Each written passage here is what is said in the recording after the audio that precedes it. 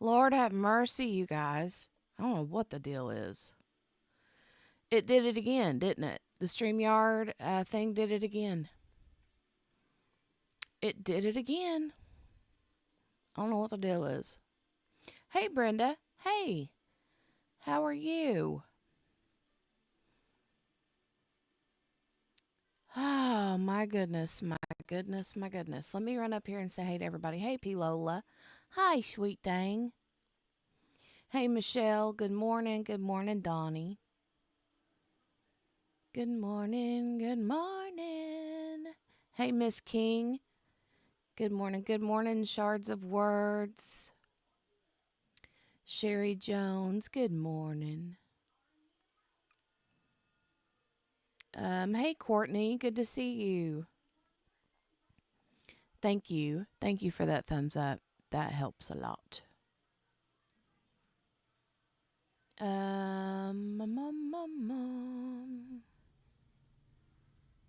Yeah. Thank you. Thank you, Kel. Make sure to hit that thumbs up button when you come on in. Hi, guys. Oh, my long distance boyfriend is leaving town in like 30 minutes. I'm trying not to break down crying. He's been watching Crime Cafe with me, though. Oh, yay. Well, I'm sorry. Maybe we can take your mind off of it. Michelle, I don't know what the deal is. StreamYard is acting stupid. It did that yesterday, too. Like, I have my intro thing on loop, but after the first, like, 2 rounds of it, it quit, and it left my just picture up there. And the whole time, it looks like from my end that the intro is playing. But from your end, it does not. So I don't know what the deal is. Hey, Kayleen, good to see you. Hello, ma'am. Miss Kell. Just maybe the first portion. Okay. No worries. No worries. Right, Michelle? That's what it... Yeah, and it did the same thing yesterday. I don't know what the deal is. Apparently, StreamYard is on its period or something. Hey, Elizabeth. Good to see you, honey. Big smoochies. Laura's countdown didn't work on Monday either. Weird. Also, hi. Hi. Hey, Gail. Good to see you. Good to see you. Okay. Michelle says, okay, I just didn't want you to be talking and us not hearing you. Thank you. Thank you. Thank you very, very much. All right. We're going to get started, you guys. I'm a little bit perturbed, though, because I believe the first chunk of this stream... Hold on, let me pull it up.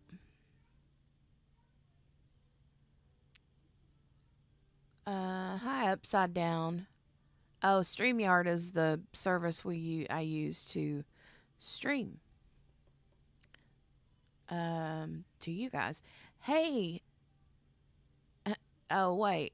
Elizabeth says, okay, bye. Not chatting. Gotta work. Okay. Thanks for coming in. Michelle, yes. Toss Morgana that Pepsi, ma'am. All right. Let me share this. And we'll get started, but you guys will have to tell me in the chat if you can hear it. I've got the volume all the way up, and you know the volume in this courtroom is typically very loud. Okay? So, it's playing. I'm going to mute myself. That's as full blast as I can get it to go. Let me mute. We have conferred, and we are going to call Sheriff Himmelsath first this morning due to scheduling. Dr. Nye is available this afternoon. Okay.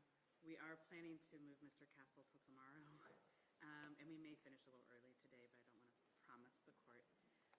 And then I just have one housekeeping matter. After conferring with the state, there are 2 additional exhibits, which are depositions, that we have an agreement to admit. Okay. Are those marked as exhibits? Yes. All right, and the numbers? 301 All right. and 346. And council, 301 and 346, is that accurate that those can come in without objection? Good morning, and yes, Your Honor, that is correct. All right, those will be admitted. Any housekeeping matters that the state wish to address this morning? No, Your Honor, thank you. Okay. Sheriff Hemseth, it sounds like you are up. If you're ready, please come forward and have a seat in the chair to my left.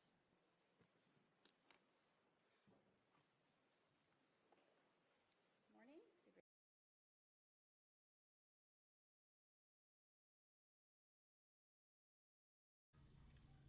Okay, I'm going to talk quietly, Michelle, because I know that I'm going to bust everyone's eardrums. Okay, so I'm going to try to talk quiet because I know y'all have your volume all the way up. I can hear it if I put my phone up to my ear, like, and listen to the playback of it. Right, Michelle? I know. So, that's the only thing I know to do. You're going to have to either wear your AirPods, earbuds, headphones, put your phone up to your ear holes on full blast volume, and then Michelle said AirPods help. Now, eventually the volume goes to normal. So I don't know when that happens, at what point that happens. So at some point, it's going to go, wah, and you're going to be like, wah, so. Let me see if the closed captioning is on.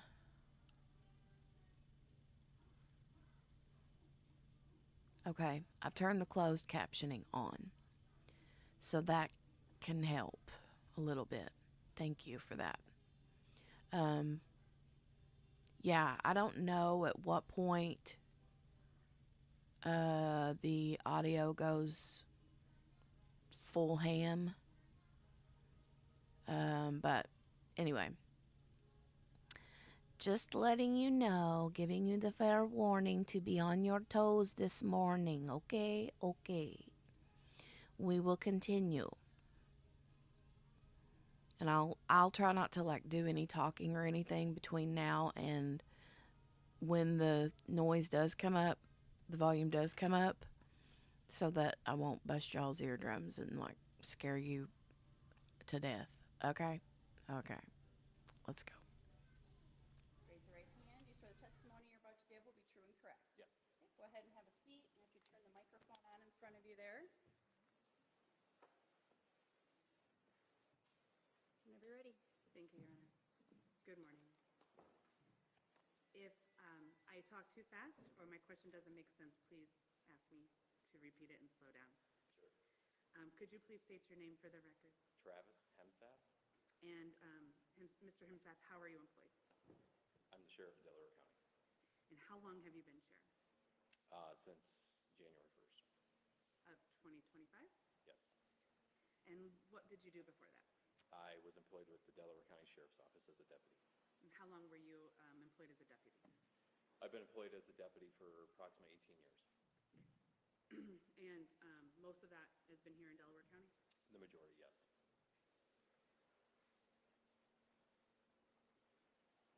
Have you completed any specific trainings or certifications since you were elected sheriff and took office as sheriff? No. And can you tell me a little bit about the Delaware County Sheriff's Office evidence room? We have a secured evidence room. Can you tell me where it is or how big it is? It's within our sheriff's office, and it's probably 30 feet by 40 feet square.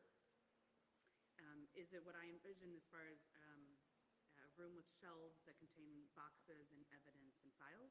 Yes, And do you use a evidence logbook or software to track evidence? yes, And does the Delaware County Sheriff's Office have policies regarding the retention of evidence or the handling of evidence? yes. If we can show you Exhibit 400, I believe this is the Delaware County Sheriff's Office policies and procedures that were tendered to us, just to make sure that we're on the same page.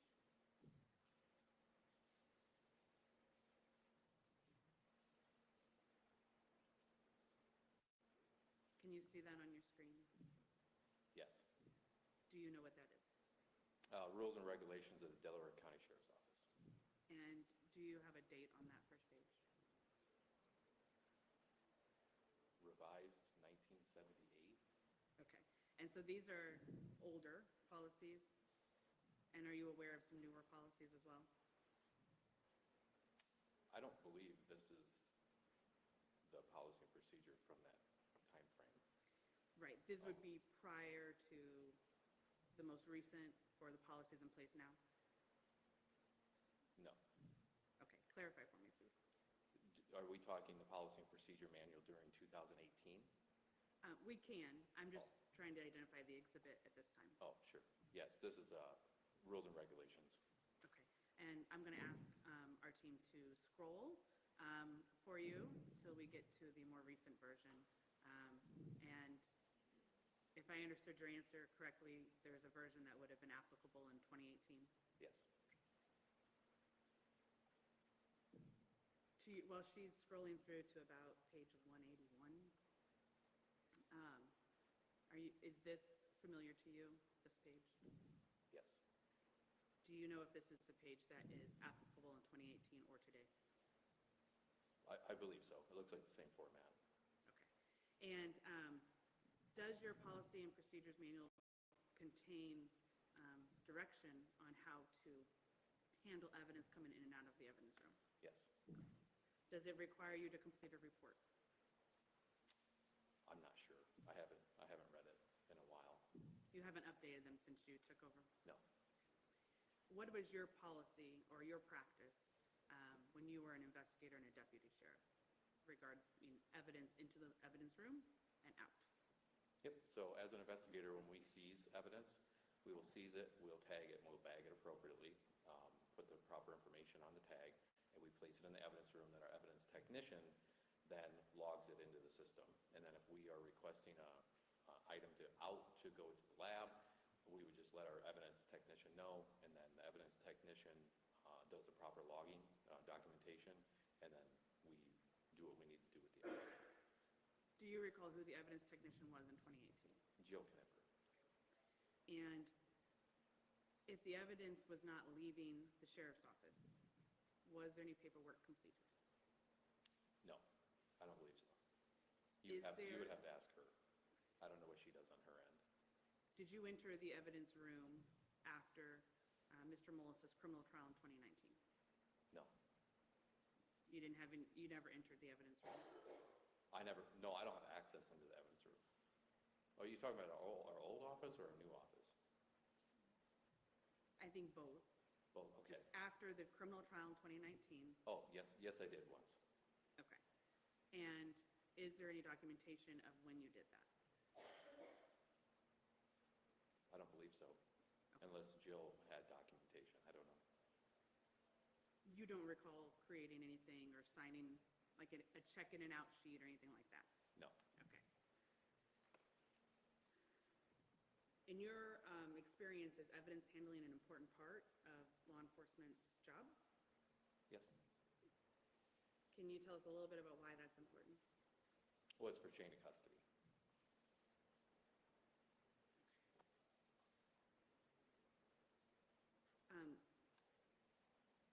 Real quick, before I lose this train of thought, you said that you recalled entering the evidence room once after Mr. Mullis's 2019 criminal trial. Yes. Do you recall what year that was? I I don't. And if we shift a little bit to your duties in 2018, can you tell us briefly what you were in charge of or what you were doing for the sheriff's office? I was a patrol deputy and then also assigned to investigations.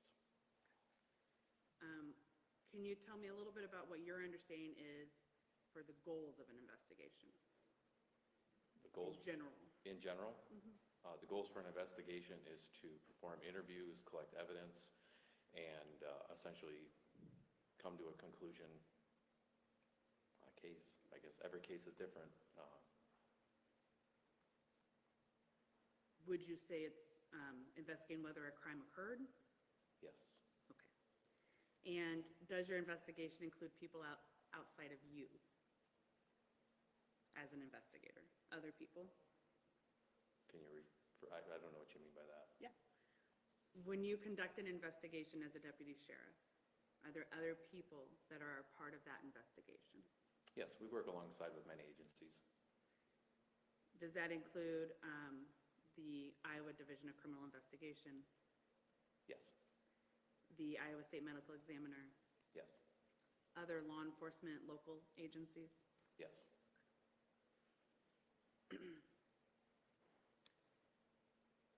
Do you also consult with first responders or medical personnel in certain investigations? and certainly, yes. If another person is in your investigation is mistaken about a fact, does that affect your entire investigation? Objection, speculation. Can you rephrase that? I'm not quite sure what you mean by that. Sure. If another person who you are working with in an investigation, like a first responder or a medical examiner or another investigator, makes a mistake, in your experience, would that affect your investigation? It's situational based. Like I said, every case is fluid. Things change. If someone tells you it's a blue car and it ends up being a gray car, is that a mistake? Yes, Have you ever thought you saw someone you knew in Walmart and it turned out it wasn't who you thought it was? objection, relevance. Overruled. I don't believe, no, I haven't, not in Walmart. Someplace, I'm trying to give you a hypothetical, I think, Sheriff. I understand, yes. Have you made a mistake before? Oh, yeah, yeah, nobody's perfect. When you were conducting the investigation into Mrs. Mullis's death, how did you communicate with other people that you were working with in the investigation? In person, by phone, Did you send emails? yeah, I'm sure I did. Did you receive emails? Yes, Send or receive text messages? yes, Did you have meetings? yes, Did you share reports with each other? yes, Did you have access to body cam or audio recordings of interviews? yes, What about video of interviews or interactions with witnesses? yes, Would all of these documents and communications be a part of your investigative case file? yes,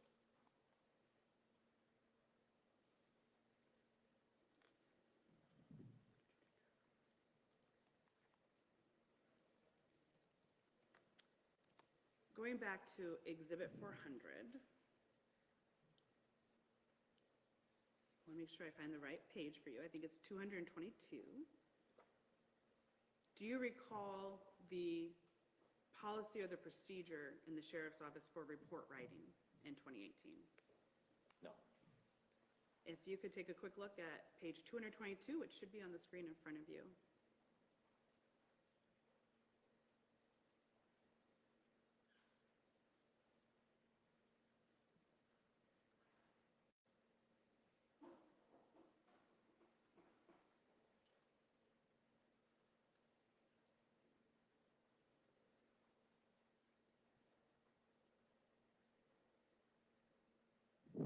Have you reviewed that?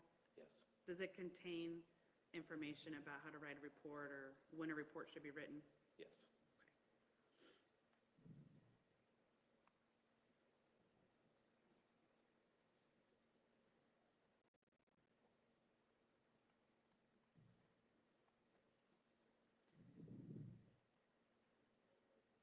Do you have an investigative technique or procedure that you use to determine how someone was injured?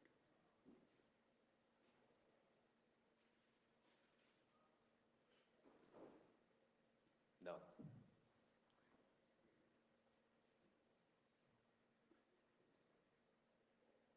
And you've testified previously regarding Amy Mullis's death in your investigation. yes, And we can show you this testimony as well, so I don't want you to feel like I'm trying to trick you. But do you recall testifying August 29th, 2019 in a deposition before the criminal trial? yes, And for the record, that is Exhibit 258, which we've already admitted. And then do you recall testifying at the criminal trial September 19th, 2019? yes, And then you've testified in 2023 in another deposition in this post-conviction action. Is that your memory? yes, Okay. And for the record, the PCR deposition is Exhibit 327.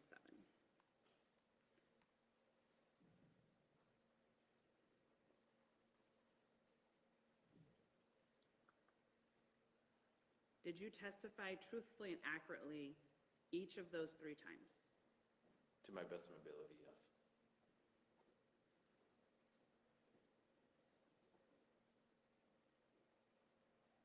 Have you learned since then that your testimony at the criminal trial, September 19th, 2019, was false?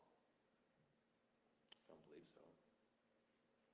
Have you learned that you stated facts that weren't true?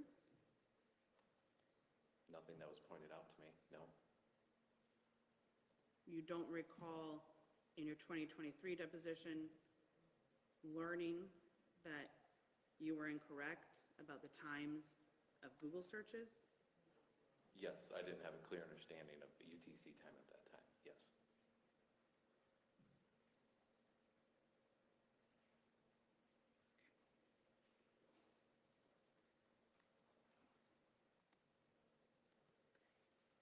And Mr. Himiseth, I don't want to repeat all of your prior testimony, so if my questions don't make sense, please let me know. But you have, am I correct that you have a 2-year degree in police science? Yes, And does that 2-year degree that you have cover physics? that I'm not sure. I'd have to go back and look. Do you recall learning any engineering principles in your studies? No, Anything about biomechanics in the body? no, Did you learn about accident reconstruction?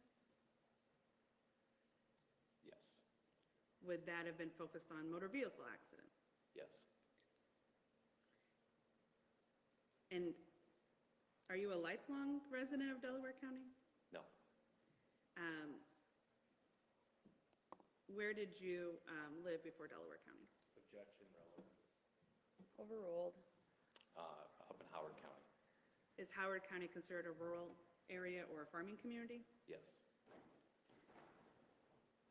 In the course of your experience in your law enforcement career, have you responded to farming accidents? yes,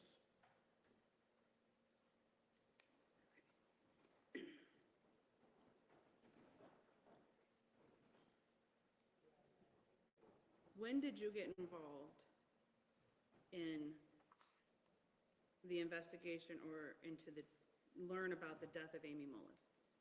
it would have been on the evening of November 10th, 2018. Do you recall what time? I came on shift at 5, and I believe around 5:30, 6 o'clock range is when I became aware. Do you remember how you became aware? think I read a call page, and then I spoke to Deputy Thompson. What did you do after you read that call page and spoke to Deputy Thompson? Deputy Thompson went out to the farm with me, the Mullis farm. To the Mullis farm? Yes. Do you recall, Preston, what time you got there? I think around 6 p.m. And this would have been November 10th, 2018? Yes. And that is the day that Ms. Mullis died? Yes.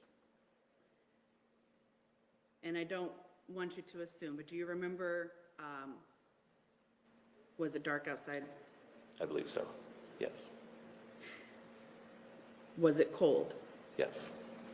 Was there snow on the ground? Yes. Why did you want to go to the farm? Okay, finally, the volume comes up. So, I knew that it came up at some point. I just didn't know where exactly. Donnie, ma'am, I want to say thank you for the coffee cash app donation. Thank you very much. I appreciate that cash app. Let me give you a little bit of sparkle real quick. Okay. I think she needs a little sparkle.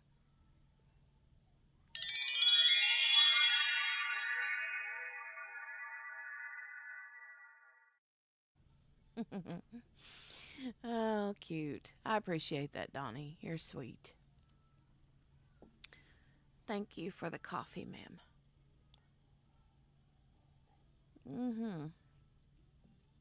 Thank you very much.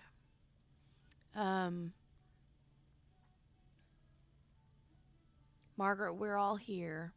Morgana's sore, but doing pretty good. Chocolate croissants. God, I want one. That sounds amazing.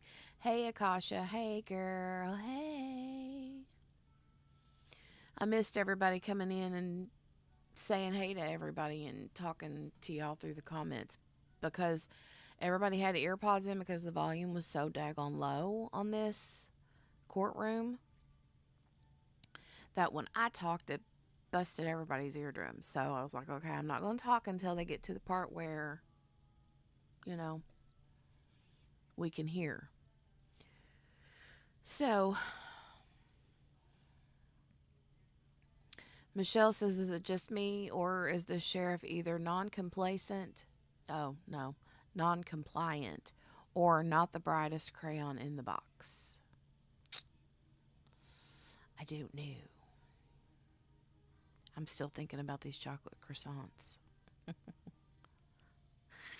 Oh. Michelle said, Morgana, she tossed you a Pepsi earlier. It's probably on your nightstand.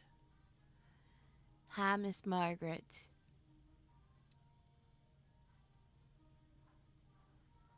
Gail said, hey, Donnie, thanks. I haven't eaten yet. Yeah, me either, right? She caught it. She's up and moving around. Good deal.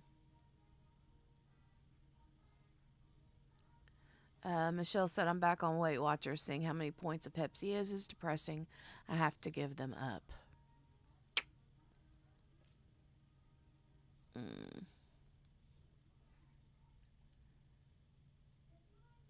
Hey, Miss King. I know. There we go, right? Finally, we got some audio.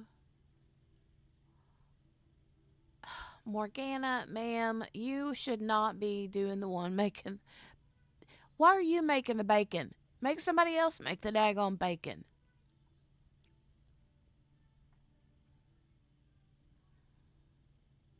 It's not like you didn't just have, you know, parts of your innards and gizzards removed yesterday. 12 points for a small Pepsi. And I'm assuming you only get like 20 to 24 points a day, right? 23. There we go. Yep.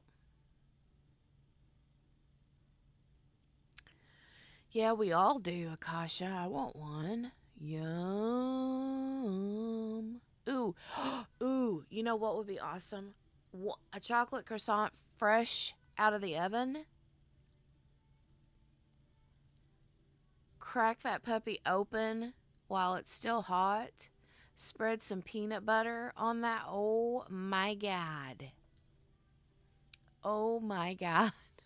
That would be amazing. Okay. All right. Let's get back to it. Now,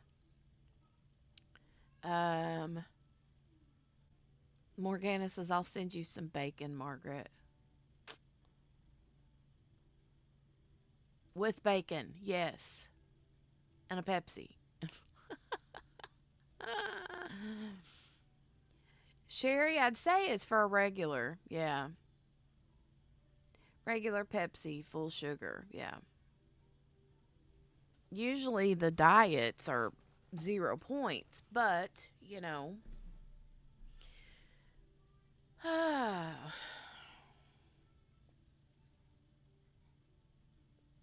Ooh, nice. Sherry said she had bacon, grits, eggs, and toast for breakfast. Wow.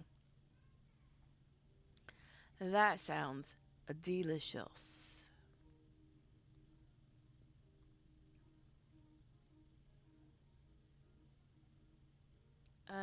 Michelle, honestly, I mean, I'm not gonna like try to get anybody to switch to diet, because honestly, whatever the sugar or fake sugar or whatever you want to call it that they put in the diet stuff is no good for you either.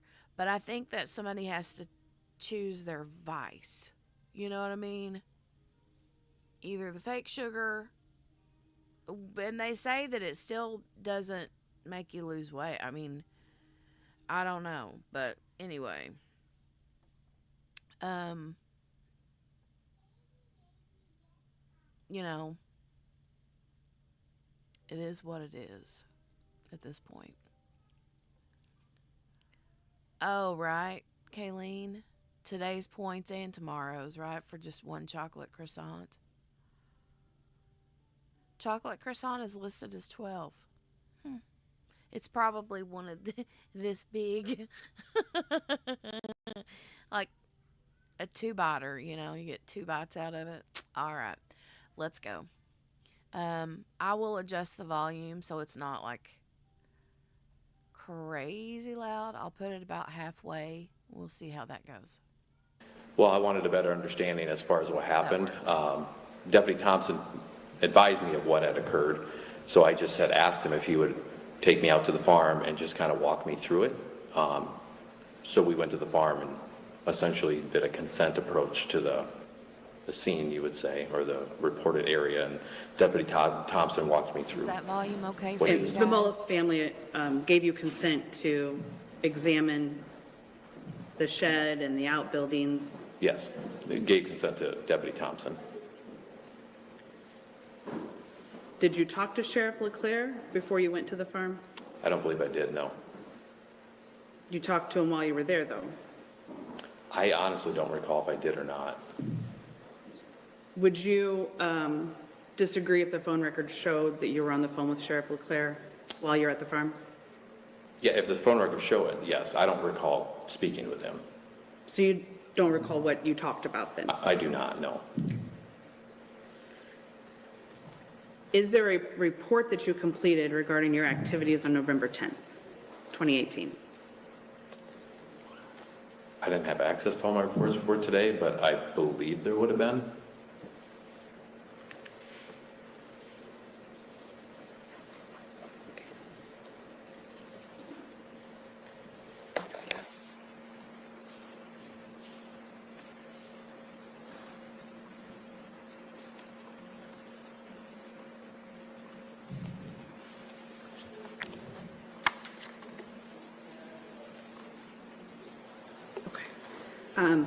We'll try to look and see if we can find a report for you, but we'll move on, okay? Okay. Okay. Do you recall walking around the farmyard that night? I wasn't walking around the farmyard, but I was walking around the red shed, yes. Okay. And did you see anything unusual? You'd have to be more specific than that. What do you mean by unusual? Well, you previously testified that you saw nothing unusual outside of the shed? Correct. Okay. And that included that you didn't notice any footprints or tracks. Is that still your recollection? Correct, yes. Did you see surveillance cameras while you were there November 10th? No. How wide was the door to get into the shed? That I'm not sure. It wasn't very wide.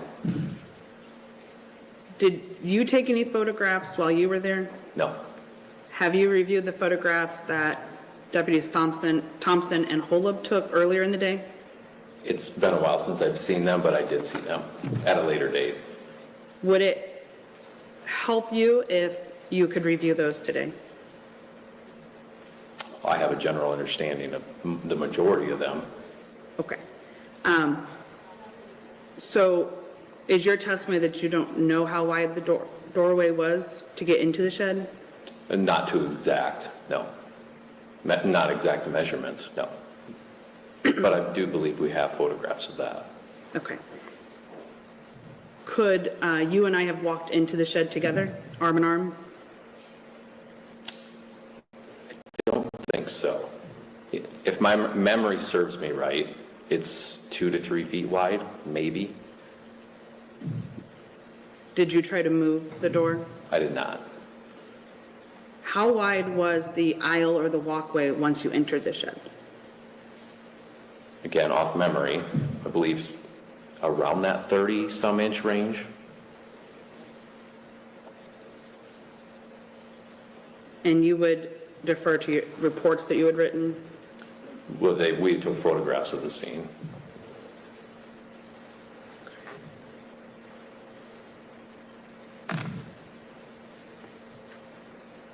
Can we show Exhibit 311? Mr. Himsath, I believe these are photographs taken by the Delaware County Sheriff's Office that you might be referring to. And they were tendered to me as a PDF that has a total of 20 pictures, so we'll have to scroll through. Is this the shed that you were referring to? Yes.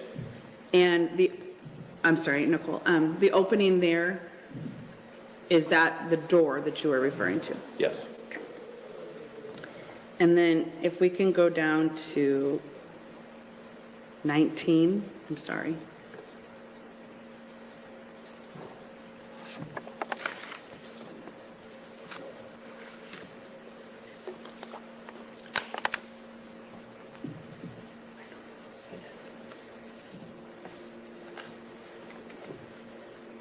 Do you know what this picture is showing us? Yes. What is it? This is that alleyway. You come into the front door, and then when you immediately look left. So this would depict how wide it was. This is how you documented it? Yes. Well, I did not document this. Your sheriff's office, your investigation did? Deputy Thompson did at right after the 911 call. Okay. How tall were the chemical totes? Because the picture doesn't go all the way up, right? I believe they're too high because I don't think a third one stacked on top of that would clear the door clearance. I'm not Was sure it though. above your head? Yes. Hey, C. And how tall are Morales. you? Hello, good morning. Pretty short. I think I'm going to have to ask you to be a little more specific there. Like 5'7". Okay. So more than 6 feet? Yes. Were they taller than 7 feet? Yes. And then if we could go back up to 18. Page 18 of 311 for the record, I'm sorry. All right, Mr. Himsath, what are we looking at here in the middle picture? Yes, so you go down that alley where you've seen the corn rake laying on the ground, and then you look immediately to your right, and that is displayed just down that walkway. That's the animal carrier crate. And are these the only two places you can walk in that shed? Yes. And this is the documentation we have of how wide that area was as well? Yes.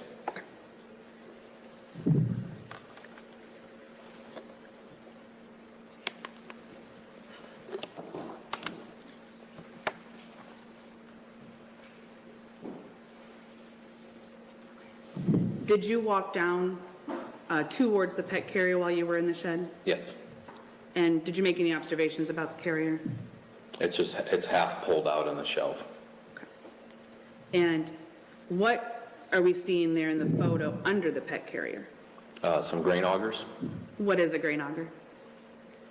It augers grain. For those of us that aren't farmers, what does that mean? It means it moves the flow of grain through a tube. And so the green and the black long cylinder objects we see in the pictures, those are the augers, Yes. and they move, Well, they don't right there. but they can move. Yeah, they need to be inserted into a steel tube, and then a motor runs that and it augers grain. So there's a piece of them, like the circular or the rounded piece that moves around. Is that right? No, this would just be like a smaller version would be like an ice auger. Okay. I'm sorry, I still don't know what that is, but did you step on these augers? No, Did you touch them? no, Did you attempt to manipulate them or move them in any way? no. I want to show you Exhibit 269 now. When you're in that walkway, what's to the right of you? Be like a throw bale wagon for hay? Did you make any observations about what was in that wagon? I don't recall. Have you seen this photo before? So there's tanks in the wagon. I'm sorry, can you just repeat that? There's tanks in the wagon, Tanks. water, chemical tanks. The way, that's what this picture displays. Do you also see a stuffed animal, a kid's toy? Yes. Counsel, just for the record, which exhibit is this? There's a number of stickers on it. This has been marked 269 for the purposes of the post-conviction. At trial, it was, I think, I can't read that, 103. Thank you. Okay.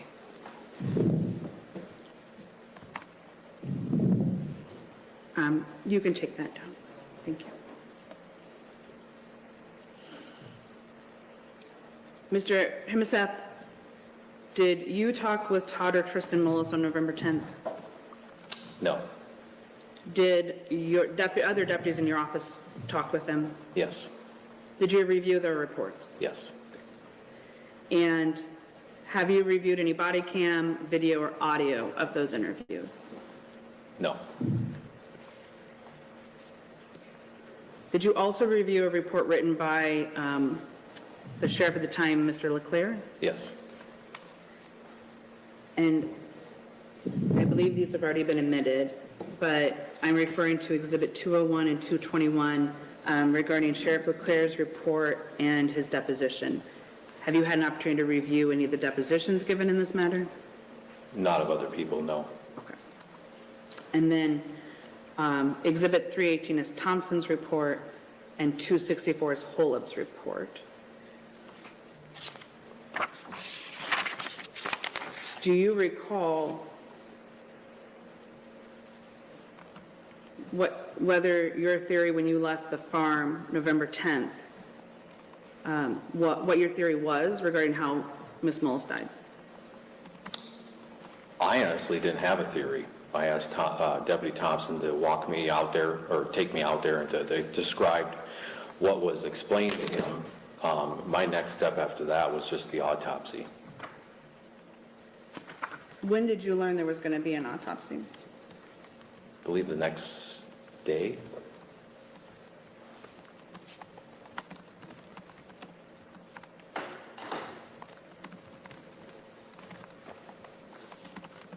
When you were on the farm and in the shed, did you find anything that disproved the idea or the theory that Ms. Mullis had tripped and fallen? No.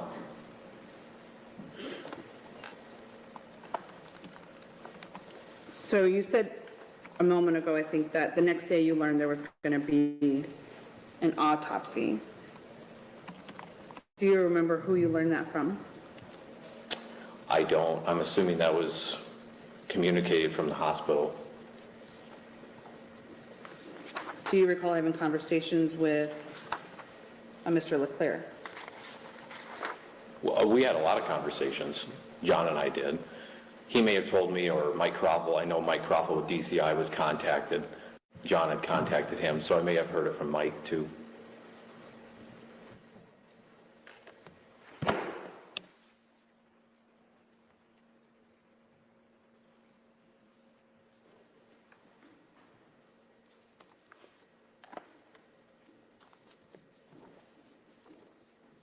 So,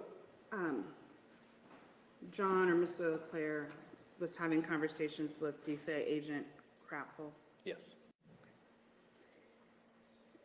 and were you a part of those, or you just were told about them? No, I wasn't a part of those. I was just told about it. What else happened on November 11th? November 11th? Yes, the second day of your investigation. I believe I came in and then I was briefed on the rest of it. We had conversations with DCI. I talked with John, and the next step was I believe I had conversations with DCI Special Agent Mike Croffel about attending the autopsy. That was the next thing I did, I believe, in the case. Were you aware that Mike Croffel told Leclerc to lock Todd into his story on the 10th? Objection, hearsay. Overruled. I learned that from reviewing his report.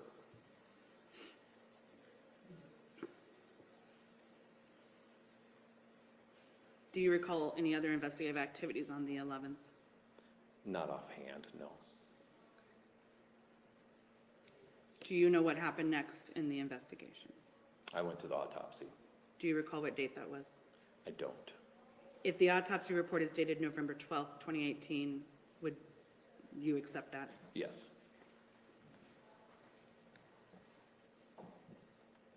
There's been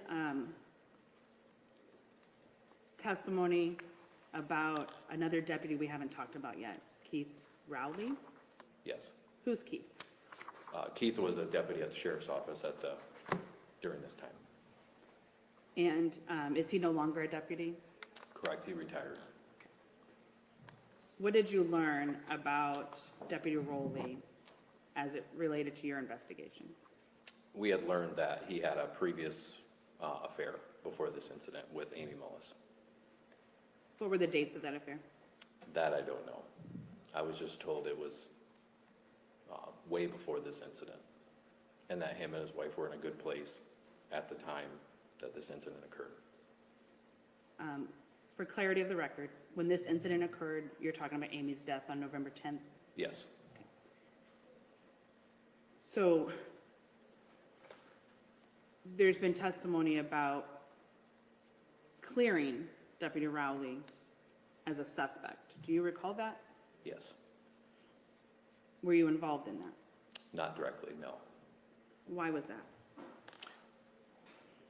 That was between the sheriff and DCI.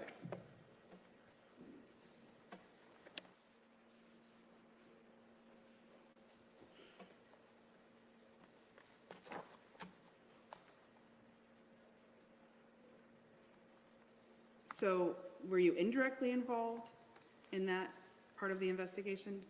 Yes. What did you do? I was in the office, I don't remember the date of it. I was in the office and Keith had came in to the office.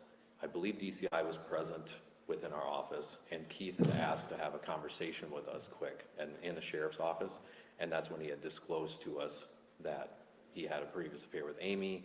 He was currently working that day, and then that was it. It was short, it was brief. I left it up to John and I think Mike Croffel or John Turbot to address that. Okay. Can you tell me a little bit about what a patrol log is? Patrol log is a daily activity report.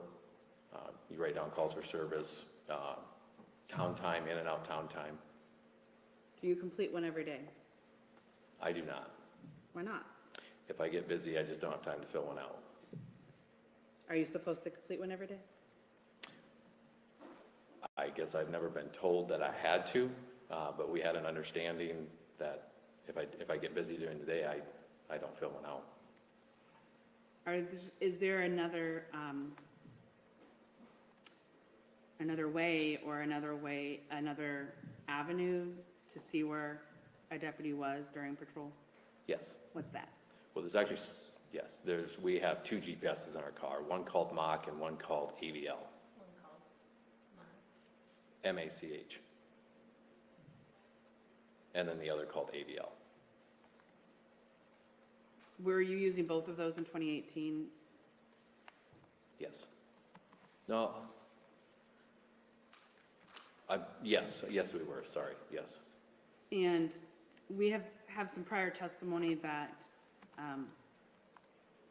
that could be reviewed by the sheriff, those Correct. GPS I don't know if I should call it document. How would you describe it? I've never accessed it, so I just know it's called AVL, it's a GPS in our car. When we start our car up, it activates, and then if we shut our car off, I don't know how long it stays on. We've never been told at that time what it consists of. We just know it's a GPS system, and the sheriff had access to the platform to view it. Did you retain any of that information in your file? I did not. Have you reviewed it since 2018? Reviewed what? That's a great question, Kel. I'm not positive. She should be back today because her testimony wasn't over yet. So hopefully soon. I hope. The GPS information, data? No, it's a platform, and I was told that the software, there's a certain time period it's retained for, and then it's gone. I don't know what the retention period is. Like I said, I didn't have access to that. Okay. And we've previously admitted exhibits 208 and 209, which are patrol logs, and if we'll pull those up for you here in a moment.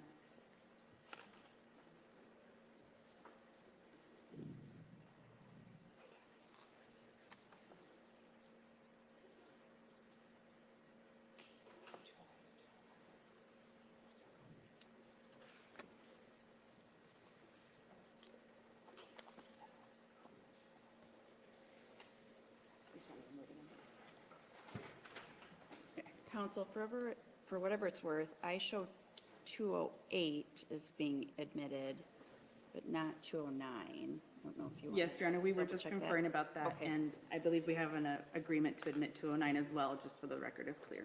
Okay. Should I admit 209? Yes, Your Honor. All right, thank you, Mr. Bakke. Mr. Himmelsath, on your screen, are you seeing exhibit 208? 209? I'm sorry, I can't see that clearly. All right, 208. Have you seen this before? Yes, What is it? patrol log. For who? Keith Raleigh. And this would have been in addition to the GPS information and data that the sheriff reviewed. I don't know if we reviewed it, but we have it. As far as information regarding where Raleigh was at the time that Amy Mullis was injured. Yes.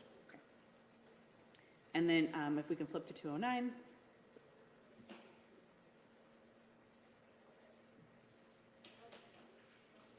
And scroll so that Mr. Himmelsath can see the multiple pages.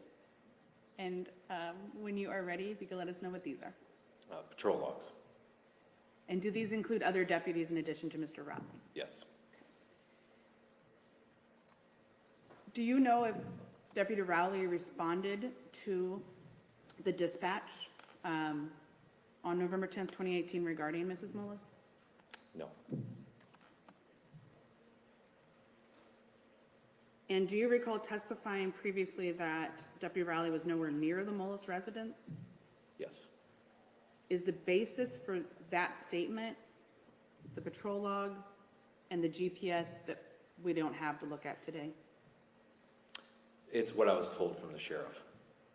So you don't have any personal knowledge about how close Rowley was to the Mullis farm? No. Do you know if you learned about Rowley and reviewed the GPS data before autopsy or after? I didn't review any of that. That wasn't my responsibility in this case. Okay, but maybe I'm misunderstanding. You said you were in the office with the sheriff while he was reviewing it? I was present after we had briefly spoke to Keith, and he had brought it up on his computer and started reviewing it. I don't believe I stayed in there the whole time. I had other avenues that I was working on, and I just had asked him, I said, please preserve that when you're done. He finished, obviously, and he had communicated with DCI that Keith was not near that location. At that point, did you consider him cleared as a suspect? I believe that's what John Turnbutt and Mike Proffel and I had. I didn't specifically come out and say he's cleared. That was a determination from Mike and John.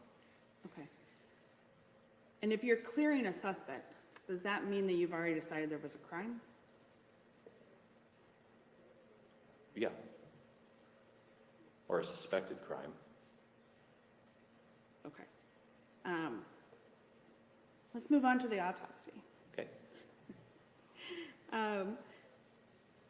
You would have attended that at the medical examiner's office in Ankeny, is that right? Yes. Okay. What did you take with you when you went to the autopsy? I took the corn rake and the clothing from Amy. And have you seen those since the autopsy? Yes. When have you seen them? During trial, several times, I guess. I don't know how many specific times. Okay. I brought some of the stuff up the other day in bags. Right, it was here in the courtroom earlier this week. Yes. Have you looked at it in the evidence room as well?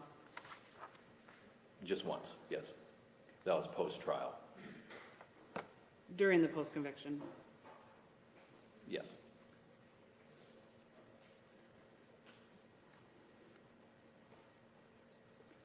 What did you do with the corn rake during the autopsy? I just brought it into the medical examiner's office and gave it to the technicians, Kelly Cruz. And were you in the room with Mrs. Mullis's body? Yes.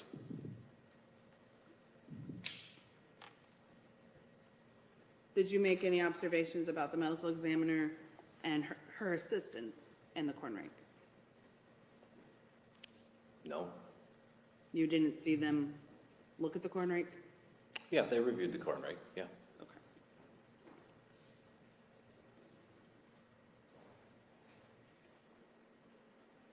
Did you come to any conclusions during the autopsy about the corn rake?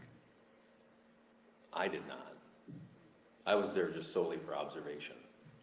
Did you complete a report about your observations? No.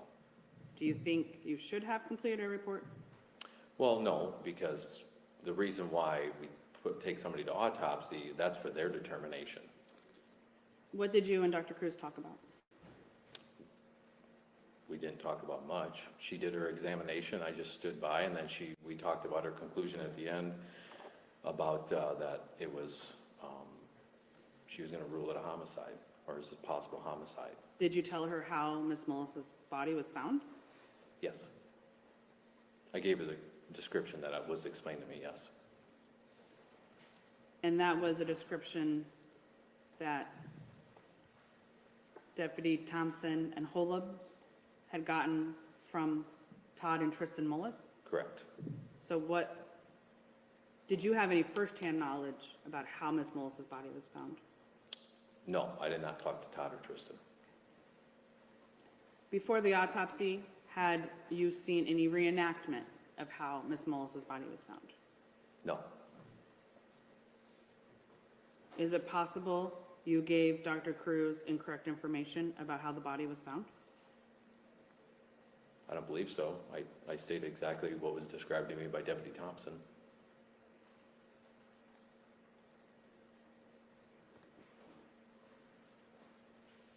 Can we pull up Thompson's?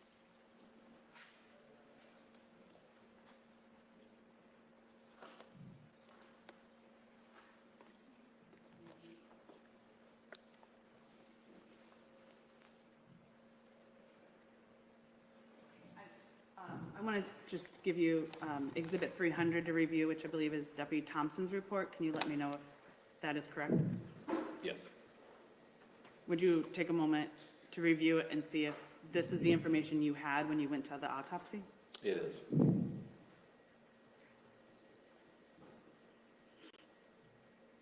And now I'm going to switch to Exhibit 217.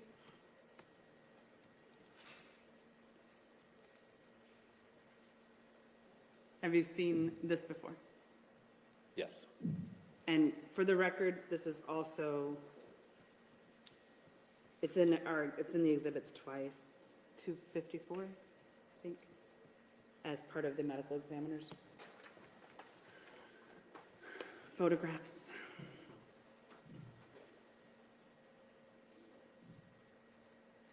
Can you tell us what we're looking at here? That'd be the inside of the Carhartt coat. How many arrows are there? 4. Do you know what the arrows are pointing to? I believe they were pointing to the holes in the coat.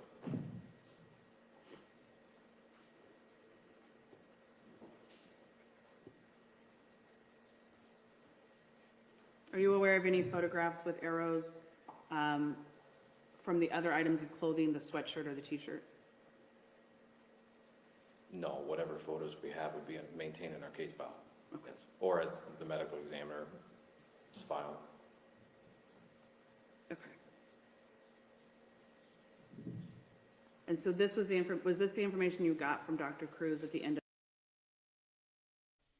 Hey, Melinda. How are you? And hey, Sherry.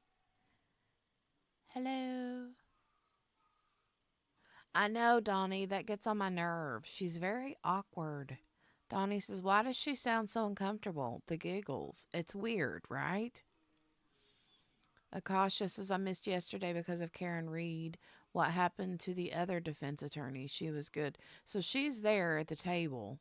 She's like on the other side of the table. Well, the table is like currently like L-shaped and she's on the other side. But anyway, yeah, I don't know. I guess this is this gal's witness instead. But yeah, she's very, very awkward. Very awkward. Of the autopsy, that she found 4 holes in the coat. What do you mean by got from her? What, That she told you that you learned? objection calls for hearsay. Overruled. That was a while ago. I'm not sure. I know there's holes in the coat. I don't remember seeing them take this photograph. But yeah, there was holes in the coat. Okay.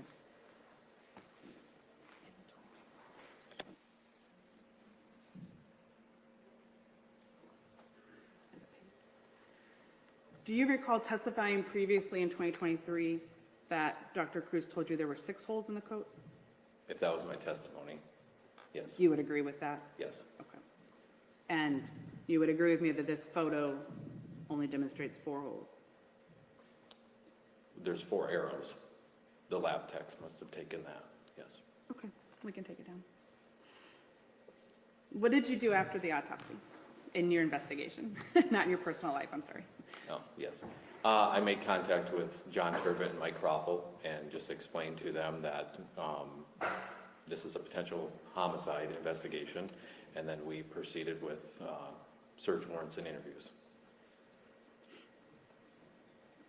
Do you recall what activities specifically you did, like which search warrants you drafted or any interviews you did between the autopsy on the 12th and November 16th? I drafted quite a few search warrants in reference to the farm, seizing electronics, and then we did an assortment of interviews. John and I split up people and performed interviews. Who were you talking to? Quite a list. I don't know them all off the top of my head, honestly. I don't know if there was 25 or 30 interviews. I'm not trying to ask you for specific names, but could you characterize what type of people you were interviewing? Were they other law enforcement or lay witnesses, fact witnesses? Just essentially just lay witnesses. We would get information that somebody might know something, we'd go to them, we'd speak to them, and then we would just move on to the next. Would these include friends or family of Mrs. Mullis? Yes, Colleagues or coworkers of Mrs. Mullis? assortments, yes. What did you learn during that time period? To the 16th? Yes. Well, I don't know. I don't recall. Okay, that's okay. I'm sorry. I don't want you Yeah, to. I would have to review my interview summaries. The majority of that time frame, I believe I was preparing search warrants. Exactly, Michelle. Were you It's- reviewing interview? It's super weird. Like she's acting like a little teenage girl when literally that reaction that she just had. It's weird. Super weird.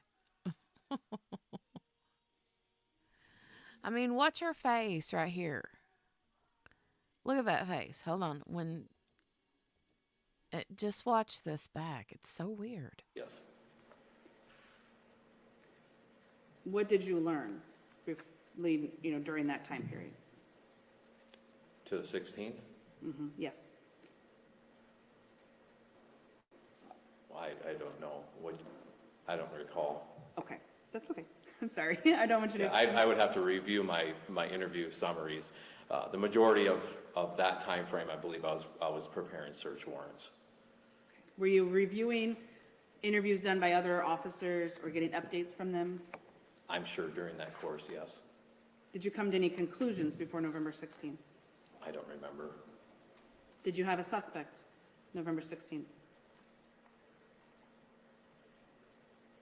When was the autopsy? The 12th. We had suspects. On the 16th? I don't know the dates. When, I don't know. I don't remember what we did between the 12th and the 16th. But we would have had two suspects at that point. who were they? Would have been Jerry Frazier and Todd Mullis, to my recollection.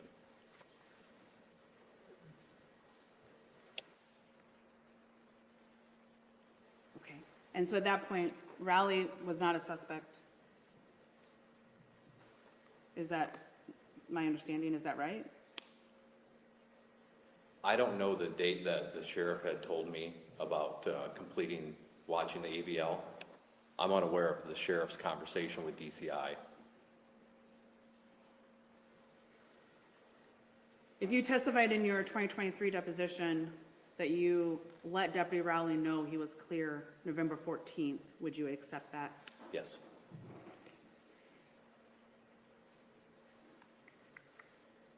Why was Jerry Frazier a suspect? I think we established there was communication between Amy and him. Why was Todd a suspect?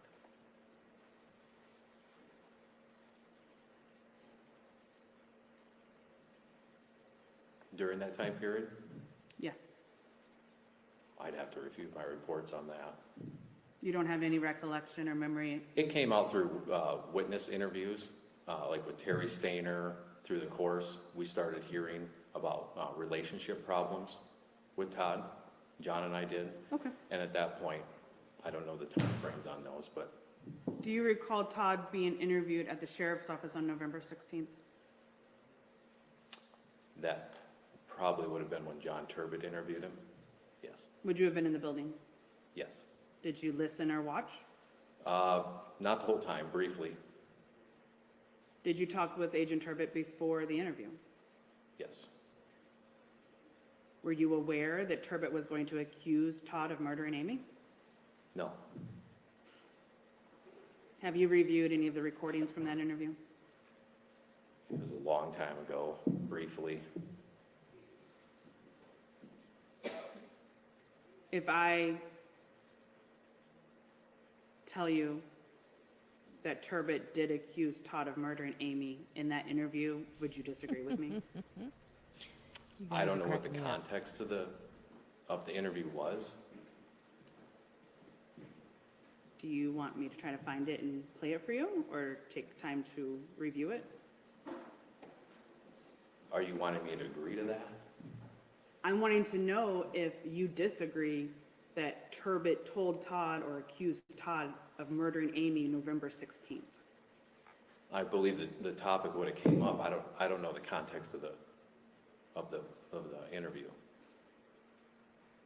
Okay, I don't know exactly what John had spoke to him about. okay. And you haven't reviewed Turbot's depositions or trial testimony, No, his reports? no. If his reports and his audio and the video indicate he accused Mr. Mullis of murdering his wife November 16th, Then that would be you ac- accept that? That would be accurate then, yes. On November 16th, in your investigation, had you obtained any cell phone records of the victim or the suspects? That I don't know. I forget that we actually executed the warrant at the house. If I told you you executed the warrant after the interview with Mr. Mullis later on November 16th, would you agree? Yes. Were you there for that? For the warrant? Yes. Yes. Was Agent Turbot there? Yes. Was Mr. Mullis there? Yes.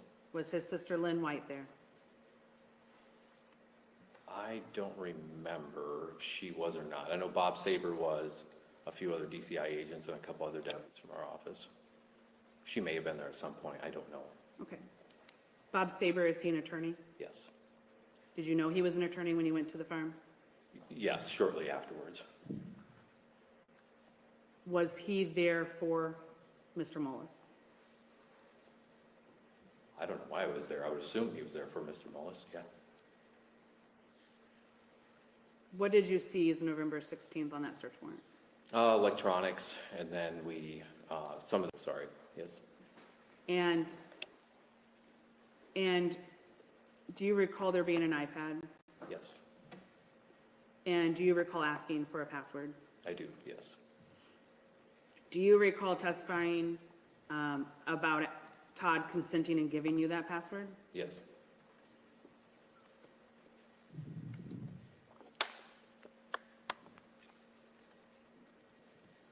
And Todd consulted with Mr. Sabers and then gave you the password. Is that your recollection? yes, Do you recall testifying at trial that Todd hesitated before giving you the password? yes. Do you think telling a jury that he hesitated had a bad connotation? Objection, this is, it's an improper question. His opinion on what the impact on the jury was is not relevant. Sustained. I'll rephrase, Your Honor. What inference were you making when you said Todd hesitated? I'm going to object again, Your Honor. This is still commenting on what the impact on the jury was. The record speaks for itself. The transcript's already in evidence. Sustained. Why did you say he hesitated? Because he hesitated. Because he talked to his lawyer? That's hesitation? I'm trying to understand your thought process there. Yeah, so I asked him for the password, and he hesitated, and then he consulted with his attorney, and then he gave me the password. And you were wearing your body camera at that time? Yes, it's documented by video. Do you recall testifying at the criminal trial in 2019 about the results of examinations on this electronic evidence that you seized? Yes, And you're not certified to conduct electronic device analysis? the physical extractions, the digital imaging of a device, no.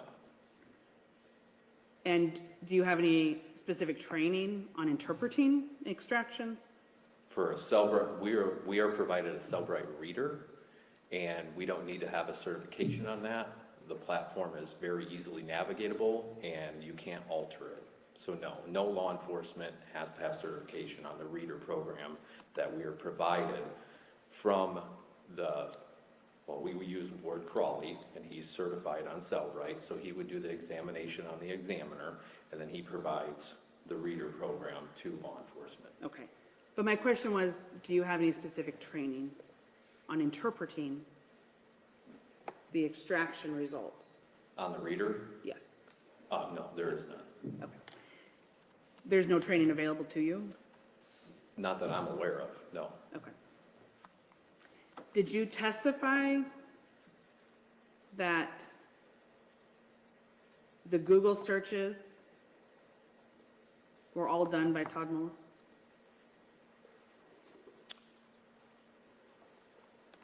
I'm going to object. The transcript speaks for itself. Overruled. I don't remember exactly what my transcript, I didn't go over a trial transcript, but is it possible that more than Todd searched on that iPad? Yeah, it's possible in certain categories. It's possible. But it's not reasonable in some other categories of that search. In addition to Ward Crawley, do you recall also speaking with Roman Gamble at DCI? Yes, Did that happen in 2024 it did. during this post-conviction? It did. After you learned about Mr. Castle's examination and analysis? I don't know what his analysis is. You haven't reviewed that? No. You have reviewed parts of the post-conviction filing, though? What do you mean by the filing? Well, in your 2023 deposition in this post-conviction, Just a few paragraphs. There was, to my knowledge, there was several filings, but I've only read a few paragraphs. thank you for that clarification. Your deposition made it sound like you read everything. No, no. Were you aware that the iPad did not have cellular data in 2018? Upon the time that we seized the iPad, I didn't know. I know the iPad is either cellular or Wi-Fi capable. I just seized the device and then gave it to Ward Crawley.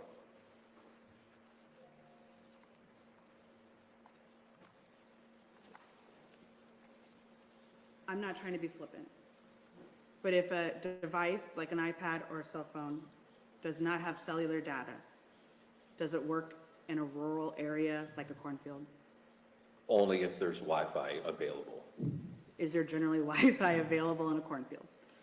Well, I mean, it depends. We're not going to get far-fetched on this, but there are farms that have Wi-Fi capabilities that extend beyond the house or a residence. Yes, that is possible. Anything is possible. In a cornfield, it depends on how close you're to other residents. This is a hypothetical, but yes. Did you do any investigation into where Todd Mullis was at the time you thought these searches were being done? There's no way to know where he was. No, Didn't you also seize his cell phone? I did. Didn't you also have it examined and analyzed?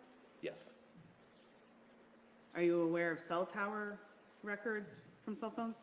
Yes. Are you saying you couldn't have used those to determine where Todd was? I had asked Ward Crawley about that for the Cellbrite, about the location data, and he didn't provide me with anything. Could you have talked to witnesses about the dates in question and if they had seen Todd that day? Yeah, I guess we could. Yeah, we could. Yeah, we could have.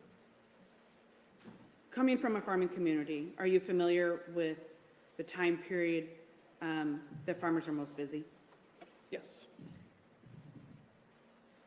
When is that? Well, weather dependent, spring and fall. And have you ever seen someone in a field late into the night, Yes. early in the morning, Yes. around the clock?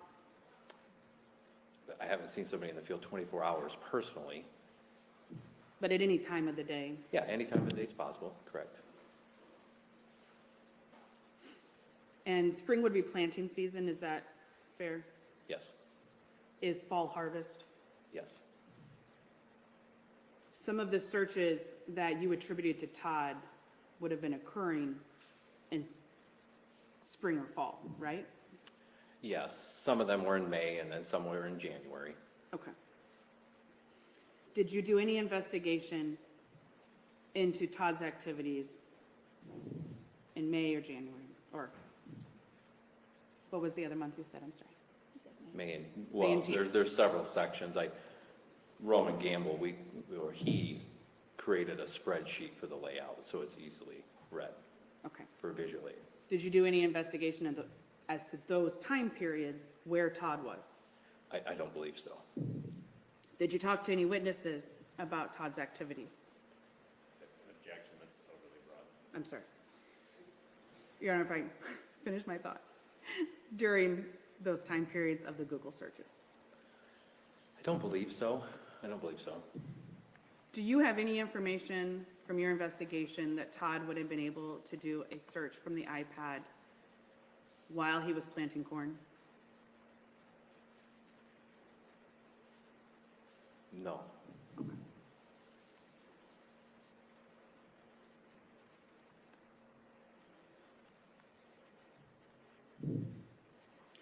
Your testimony at the 2019 trial regarding the Google search warrant return and the iPad, all of that comes from Ward Crowley's work?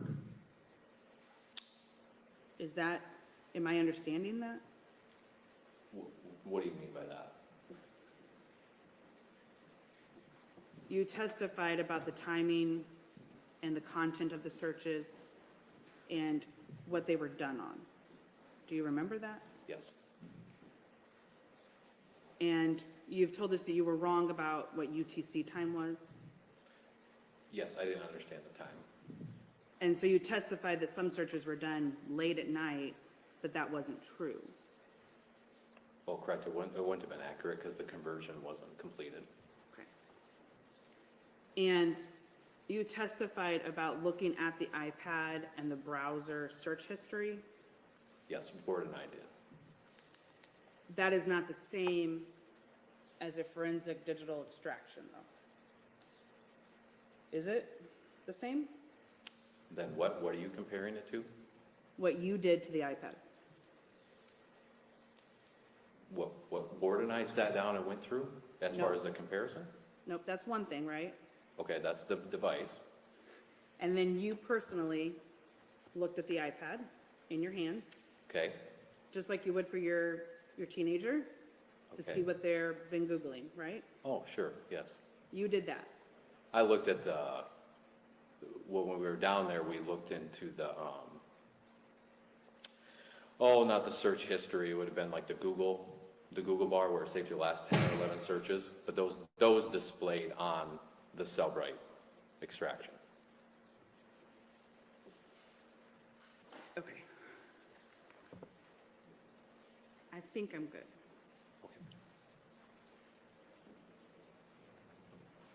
Have you listened to the 911 call from November 10th, 2018? Yes. It's been a while, but yes. Do you recall when you first listened to it? I don't. Would it have been before you arrested Todd? I don't believe I listened to that. It was thrown into the case file. I don't believe I listened to the 911 call before we made the arrest.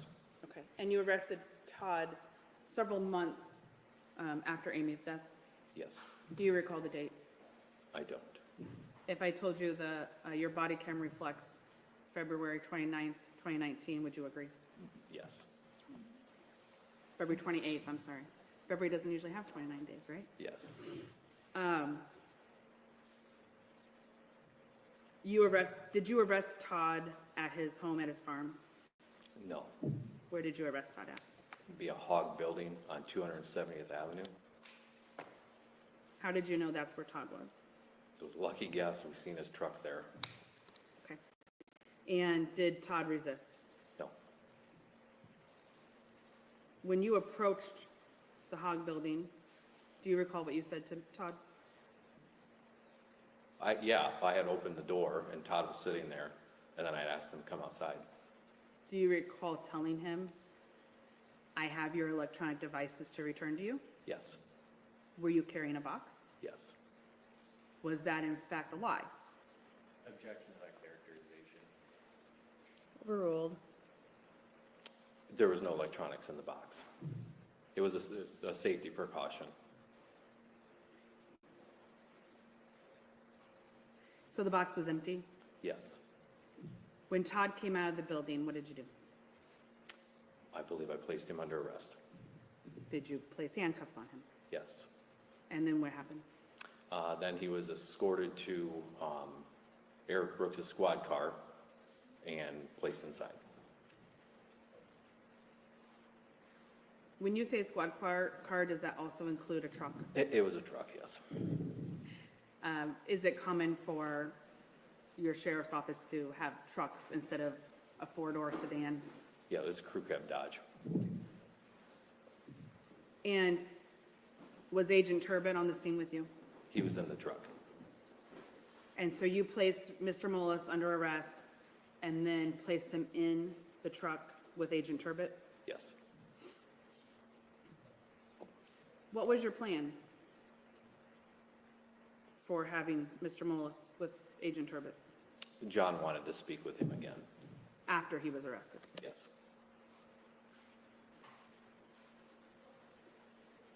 At the time you arrested Todd in February of 2019, you knew he had counsel.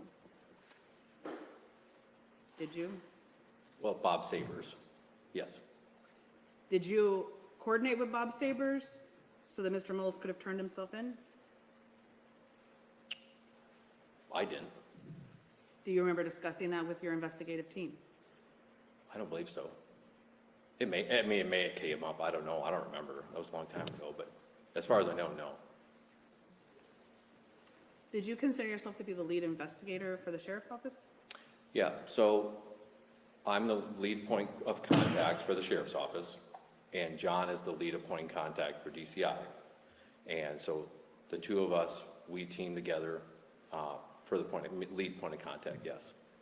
Could you have contacted Mr. Sabers and asked him to have his client turn himself in? Yes, that is possible.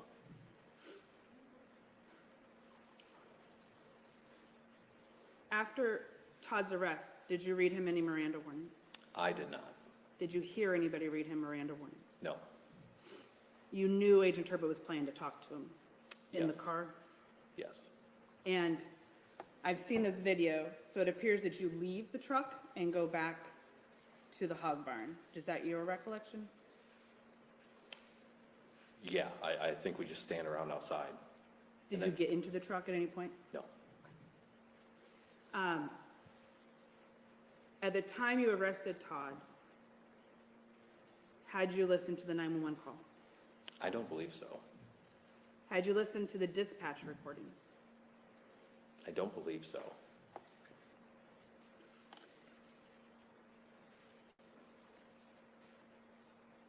Have you listened to them now? It's been a while, but yes, it was around trial time. And that would have been September of 2019. Yes. Do you recall specifically listening to the 911 call and to the dispatch, like radio traffic? Yes, that's what we would have had, yes. I ask because for me, they're two separate recordings and files. Do they appear that way to you? Yeah, I believe it's all one, just the 911 recording with audio, but yes. So have you ever listened to a separate recording that's the dispatchers?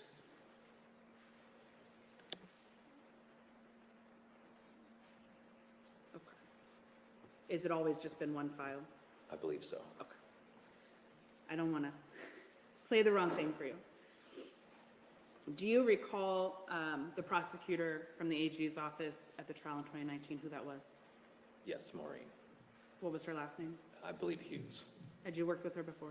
No, Have you worked with her since? no. Do you know if she's still in Iowa? Last I heard, I think she's in Tennessee. I don't know if that's accurate, to be honest. Did you assist her in preparation for trial? Well, I didn't assist her. I mean, we trial prepped. Did you help her with evidence and exhibits? Yes, Specifically the 911 call? yes. Do you recall calling her the night before Todd's cross-exam at the criminal trial? Yes, Was that after 10 p.m.? Probably was. I don't know the time, but yes, I talked to her. Was that about the 911 call? Yes. Were you excited? I don't know if I was excited. I mean, what do you mean by excited? No, we talked about the 911 call, and we discussed if she was going to use a 911 call. That was the conversation.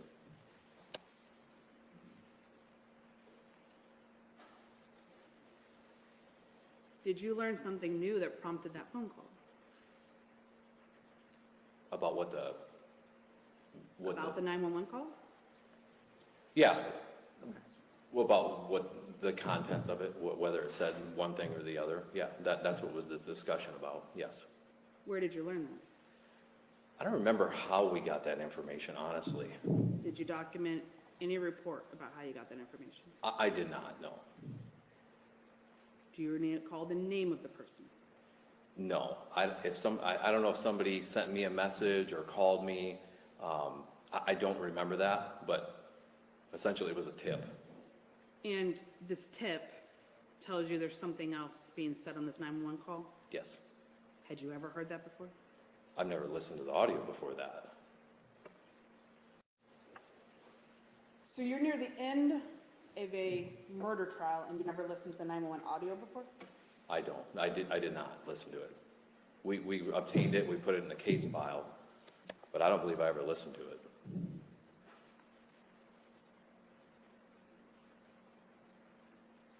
Do you know if anyone else listened to it before trial? Objection, calls for speculation. That I don't know. Did you have any discussions about the 911 call being an exhibit at trial? It was an exhibit. Do you recall talking to the county attorney about it? About entering it as an exhibit? Yes.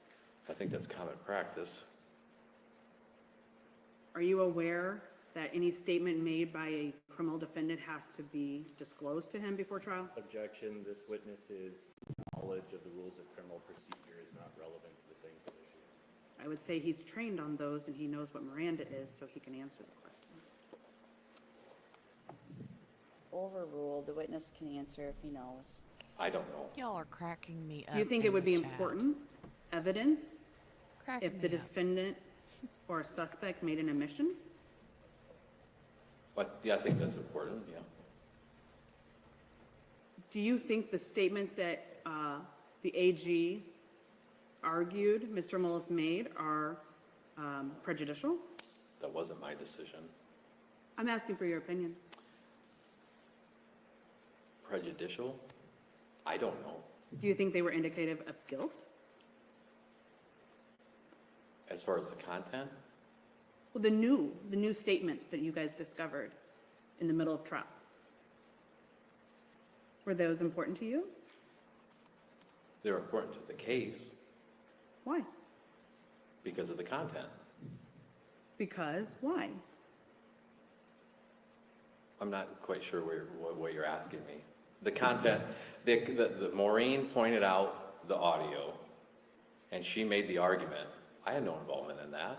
So whatever the content is the content is, As an investigator, okay? disparaging comments about a victim, are those important to you? From a defendant, yes, Or from a suspect? yes. Your Honor, I don't think I have any choice but to play it, and if we're okay, we haven't tested audio yet to make sure it works.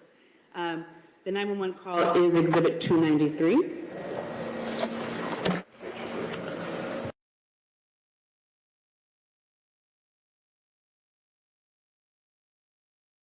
Why did the volume do that? That was weird. And you guys, look, I have the volume like almost all the way down.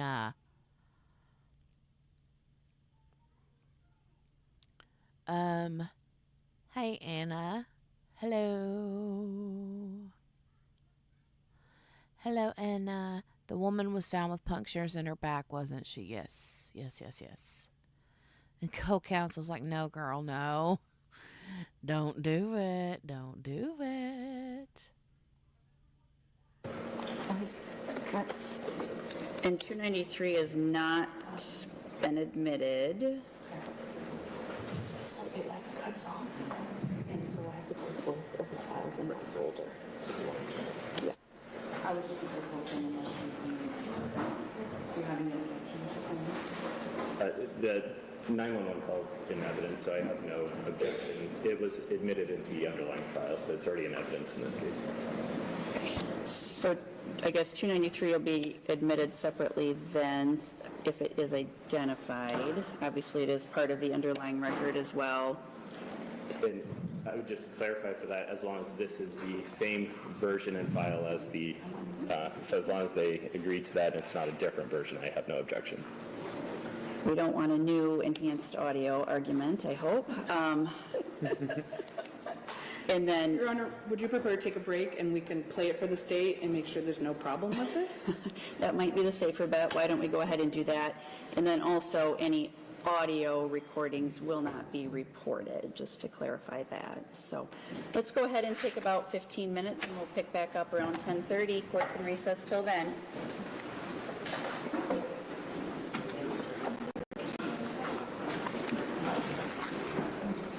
Okay, I'm gonna zoom, zoom, zoom, and a boom, boom. Just shake her up.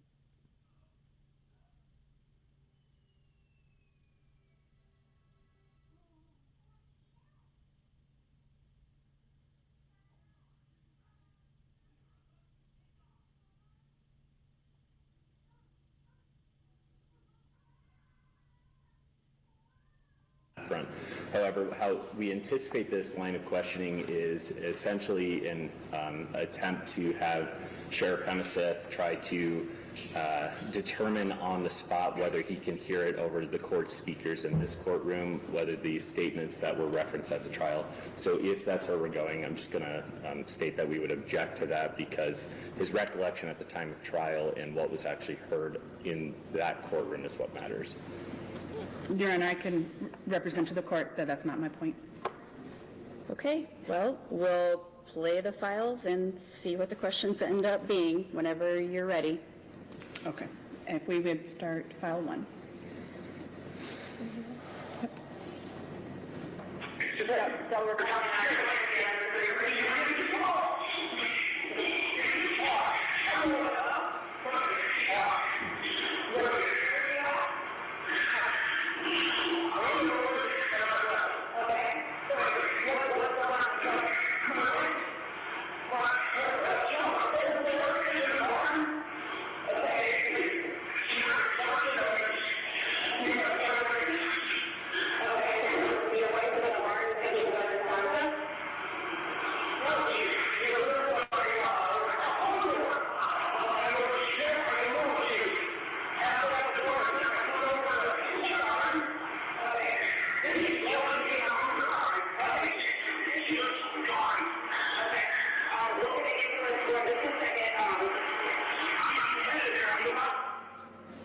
Pause it there for a moment. Mr. Hemeseth, do you know whose voice you're hearing on this recording? Yes. Who is it? Todd? Mr. Mullis. Yes. Do you know who the other voices would be? No, dispatcher? A dispatcher? Yes. Okay. Okay, finish this one.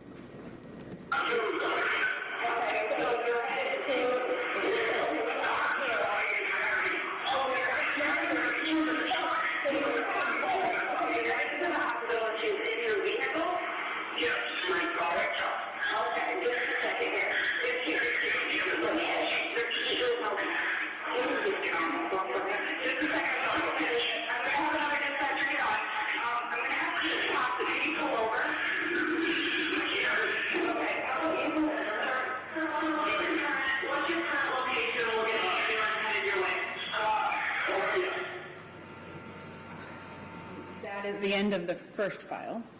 And so we will get the second file of 293 pulled up for you.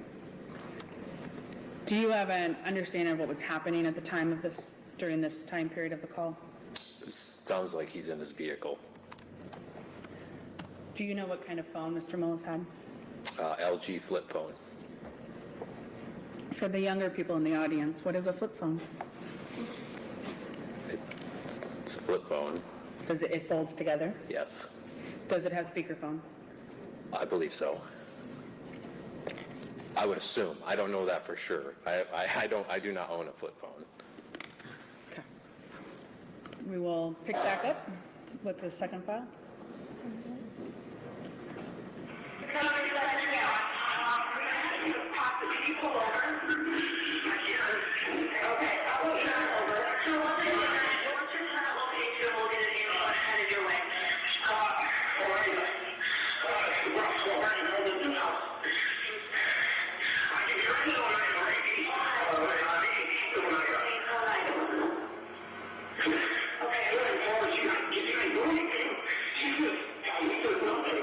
What is your name, sir? Todd Mullis. And what are you driving? White Chevy. White Chevy. Okay. What time? Okay, so we are about 44 seconds into the second file. Did you hear Mr. Mullis say anything? He's in a white Chevy. Did you hear anything else? Did you hear him ask the dispatcher a question?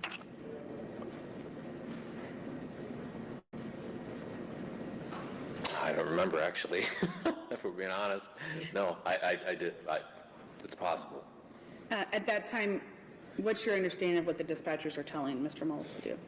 I think they're instructing him to pull over, and they're going to start administering CPR. Have you had other instances in Delaware County where people have driven themselves to the hospital? I'm sure it's possible, yes. I don't know of anything in particular. And we can back it up. We'll back this up just one more time for you. Maybe you could listen to see if you hear Todd ask anything else.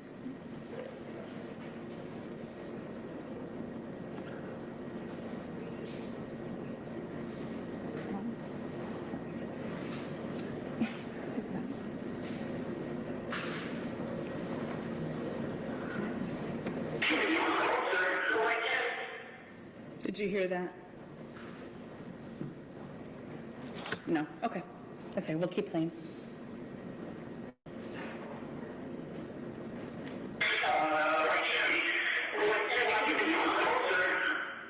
Did you hear Todd say anything there? I can't understand what it says. Something about closer, maybe? Okay.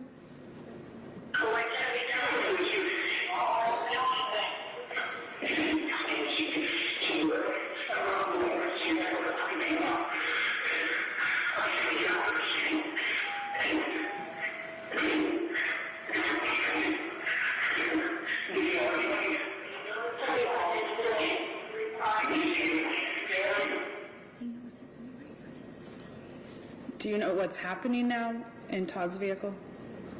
I believe he's performing CPR, Do you, would be my guess.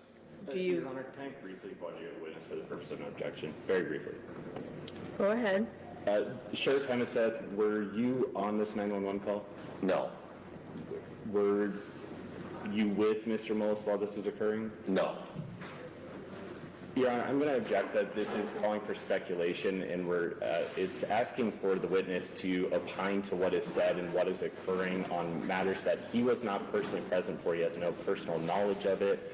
As to the trivia questions of what's said and when, I don't see how it's relevant. The court already has the 911 call in evidence. It already came out at trial what was or was not said, and that was a weight question for the jury. So Sheriff Hemeseth's belief based on this sound system, what he is or is not hearing and what occurred, is not relevant, and it's not helpful, in the state's opinion, to the court's ability to determine the facts at issue. Well, I would agree that I'm having a hard time figuring out the relevance at this point. I can move forward, Your Honor, if you'd like, and skip ahead. Okay, Okay. thank you. Mr. Hemeseth, in your review of the other deputies' actions in this investigation, did you become aware that other deputies responded to this 911 call? Yes, Do you know if that was Luke Thompson? it was. And if I can fast forward to timestamp 6:20, have you known Mr. Thompson for a period of time? Yes, Will you be able to recognize his voice? yes.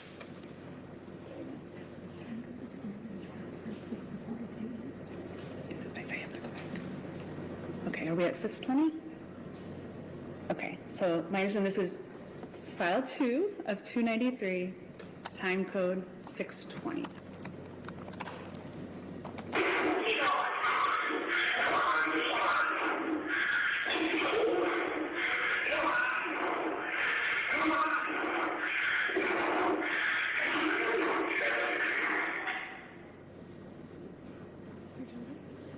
Do you hear Deputy Thompson? Can you replay it? Yes.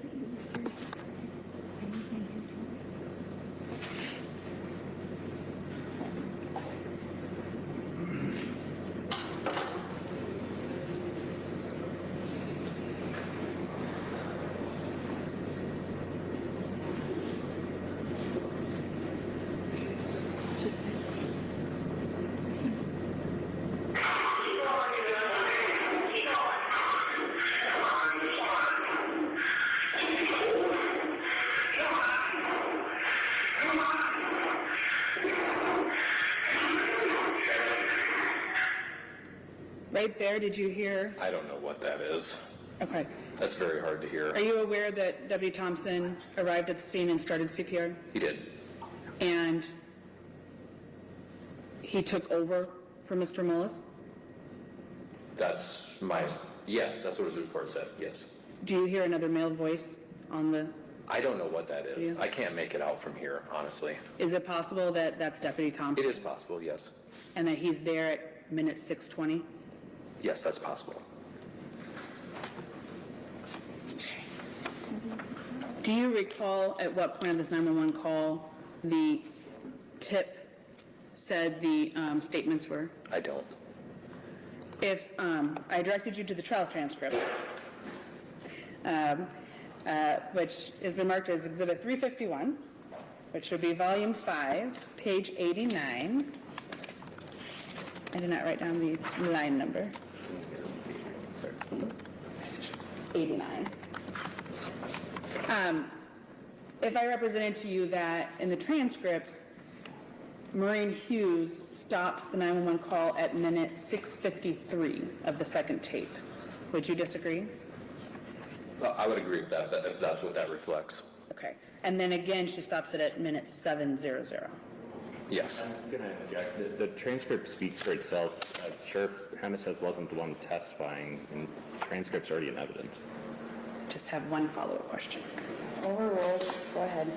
Mr. Hemeseth, would these statements that you called Maureen Hughes about have occurred after Deputy Thompson arrived? Objection. This is, it calls for speculation. I don't think it's been established that Deputy Thompson for sure did arrive at 6:20. I believe the sheriff's testimony was it was possible.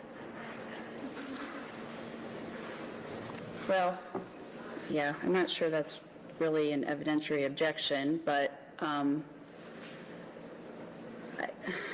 witness can answer if he's able. I don't know what you're asking. If Deputy Thompson arrived at minute 6:20 and the alleged statements that Mr. Mullis makes on the 911 call are at 6:53, wouldn't Deputy Thompson have been present for them? I don't know if that's when he arrived or not, so I don't know. If you did, though. If I have a record, his patrol log, if I have another record that shows he's there at minute 6:20 of that 911 call or his testimony, he would be there at the time the tip said Mr. Mullis made other statements. I don't know.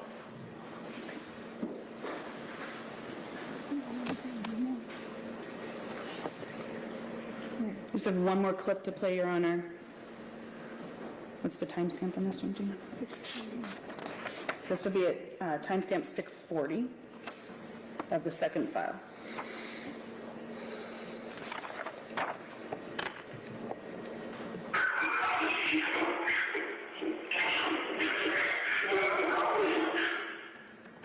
Do you know what or who is talking there?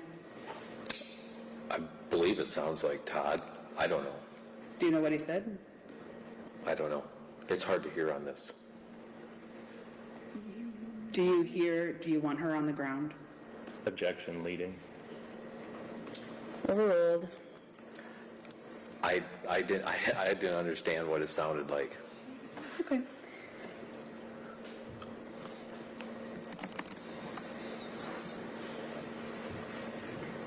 Did you do anything else? Did you do anything else after you got that tip to see if anyone else had heard those statements during the 911 call?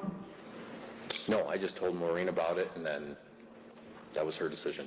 Okay. And you were an investigator at the time, though, of trial in 2019? Yes.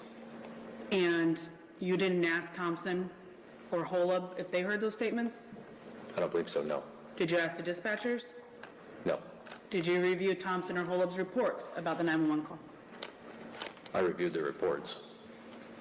Does those reports contain anything referencing a statement Todd made? No. Did you talk to any of the emergency first responders? No. Did you review any of their reports? No.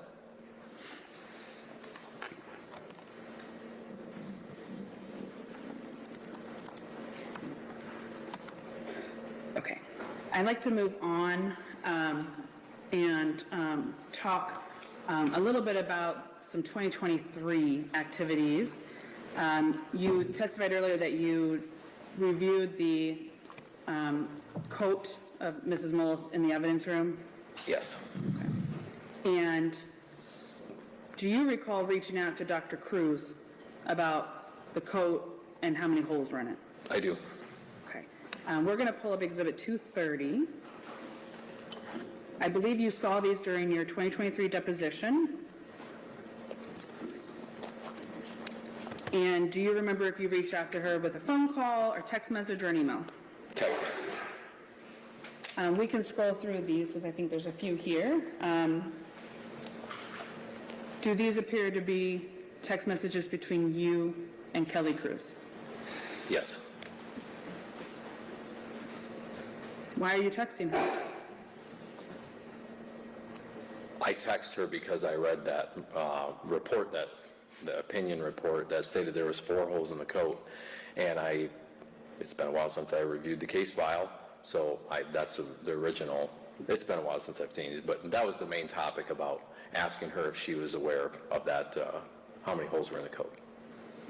And that's why I went and reviewed the coat, because I thought that was not true. It looks like in these text messages you took additional pictures of the coat, Yes. and then you texted them to Dr. Cruz? Yes. You and Dr. Cruz discuss other things? As far as what, I haven't reviewed this in a while, but I believe so. Did you also send her a video regarding this case? It wasn't directly for this case. It was another individual that's very interested in this case, but it had nothing to do with this case. It was a simulation of a chemical tote, and an individual that I think you know who that is simulating falling into it. Yes.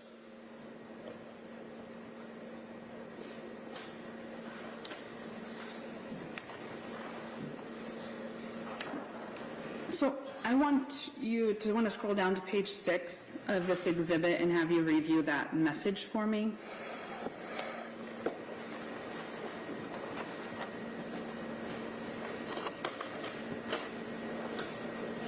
Do you know if you are the blue bubbles or the ones that appear to be gray or white?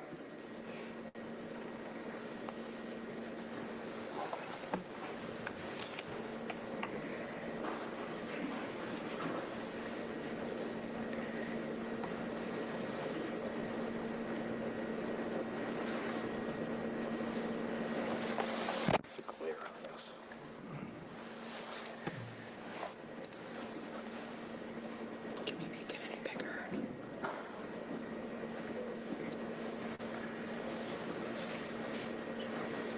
think I'm the white.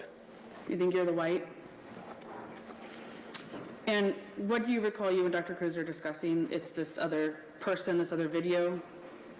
Yeah. Okay. He was, And so the blue bubble, you believe that's Dr. Cruz's message?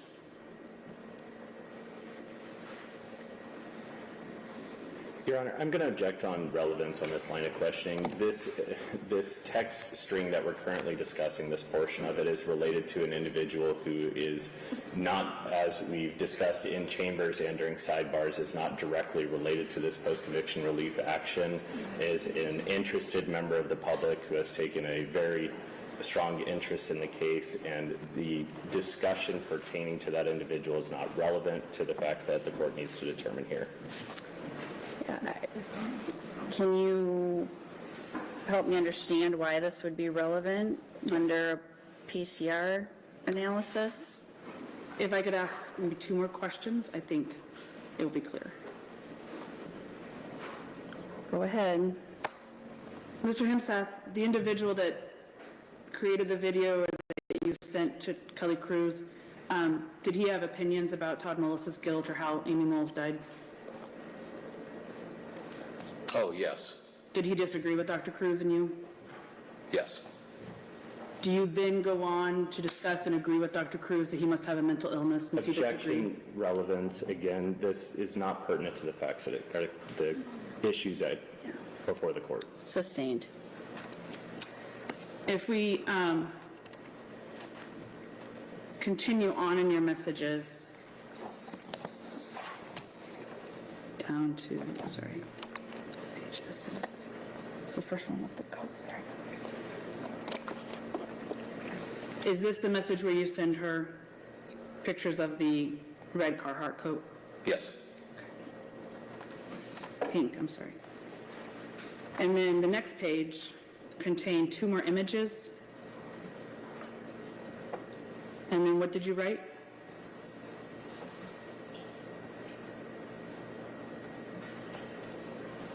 I don't know, I don't see it. I believe the text is in between the images. Oh, sorry, 5 holes. Were you referring to the coat? Yes, Did you have documentations in your reports anywhere else about the holes in the coat? I did not. Did you have Dr. Cruz's photos that we looked at earlier with the arrows? At that time, yes. Okay, and then scroll to the next page, page 9.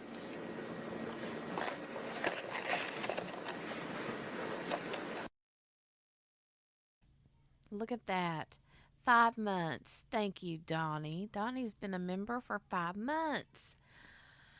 Hey, Cynthia Boojak. Hey, ma'am. Good to see you. You guys have like all of the funny haha relationship pretend relationship things in the chat. You're cracking me up. Like y'all have a whole story going. But thank you, Donnie. I love those membership milestone chats. 5 whole months. Miss King, too. Look at that. Member for 5 months. Wow. So cute. So cute. I know, right? So much in 5 months. Wow. Here, hold on. Let's get a little bit of a... Let's have some sparkle. Let's have some sparkle.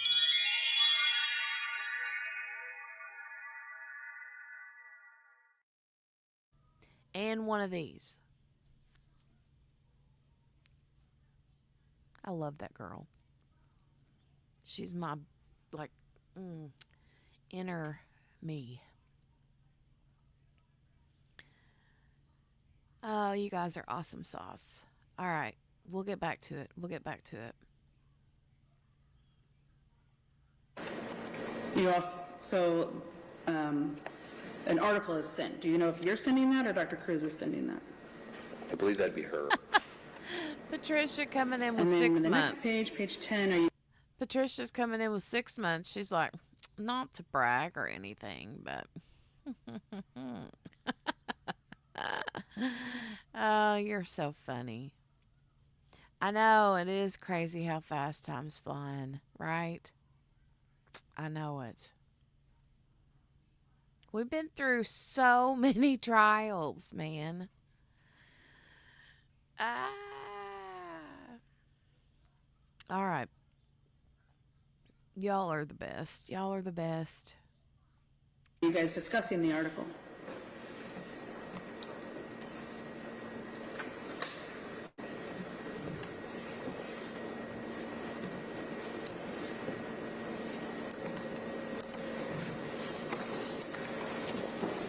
Your Honor, I'm going to object again. Sheriff Hemeseth's and Dr. Cruz's opinions about the media presentations and the filings by Mr. Mullis's counsel are not probative on any issue that is before the court for determination. They are free to have personal opinions in their lives about how they feel the process is going, but it's not relevant for this proceeding. Any response, counsel? Your Honor, I think it's relevant for a couple of reasons.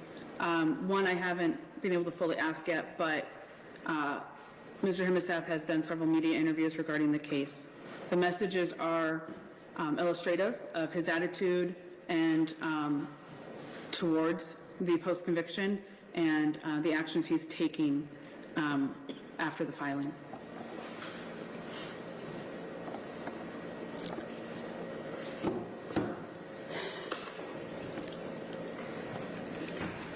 I will allow a few very brief further questions on this topic, and then I think we need to move on. Yes, happily. Again, this is a PCR bench trial. There is no jury here. Let's remember that and keep to the relevant, important issues. Yes, Your Honor. Mr. Hemeseth, did you and Dr. Cruz then discuss the PCR? Not in, what do you mean by discuss? In these messages, are you discussing the post-conviction filing? I believe she asked me a question about it.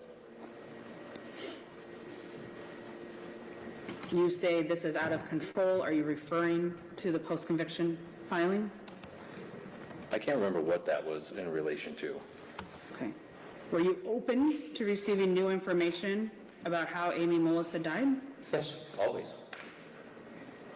But you didn't read the entire post-conviction filing? I did not.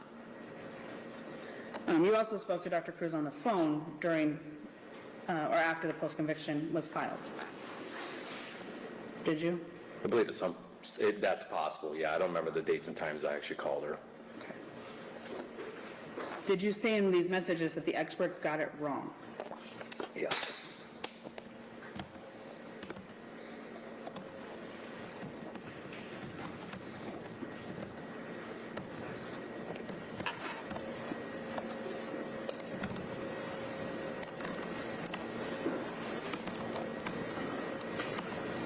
I think that's the very last page, page 11. Sorry, I'm used to you being able to flip through your own exhibit. It's my fault.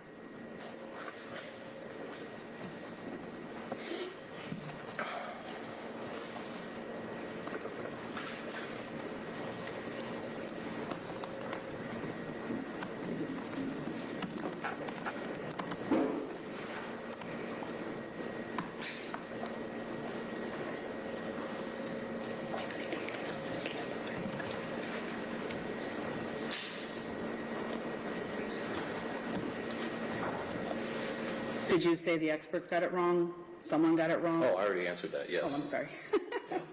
Okay, we can take that one down.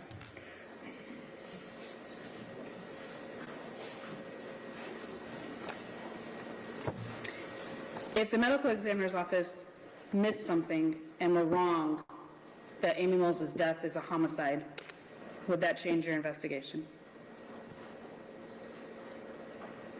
Well, it would depend on what they miss. That's a pretty broad question. If she's wrong and it's not a homicide, does the rest of your investigation prove murder? I believe it does. Are you relying on the electronic evidence?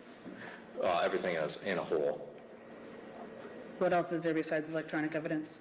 Other witness statements, I guess I haven't reviewed any of the other depositions of witness statements, so I'm not up on all that. Okay. But I know there was a lot of witnesses called, and there's a lot of elements to this case. Are you aware of any evidence that Todd Mullis killed his wife Amy besides what was presented at trial? No.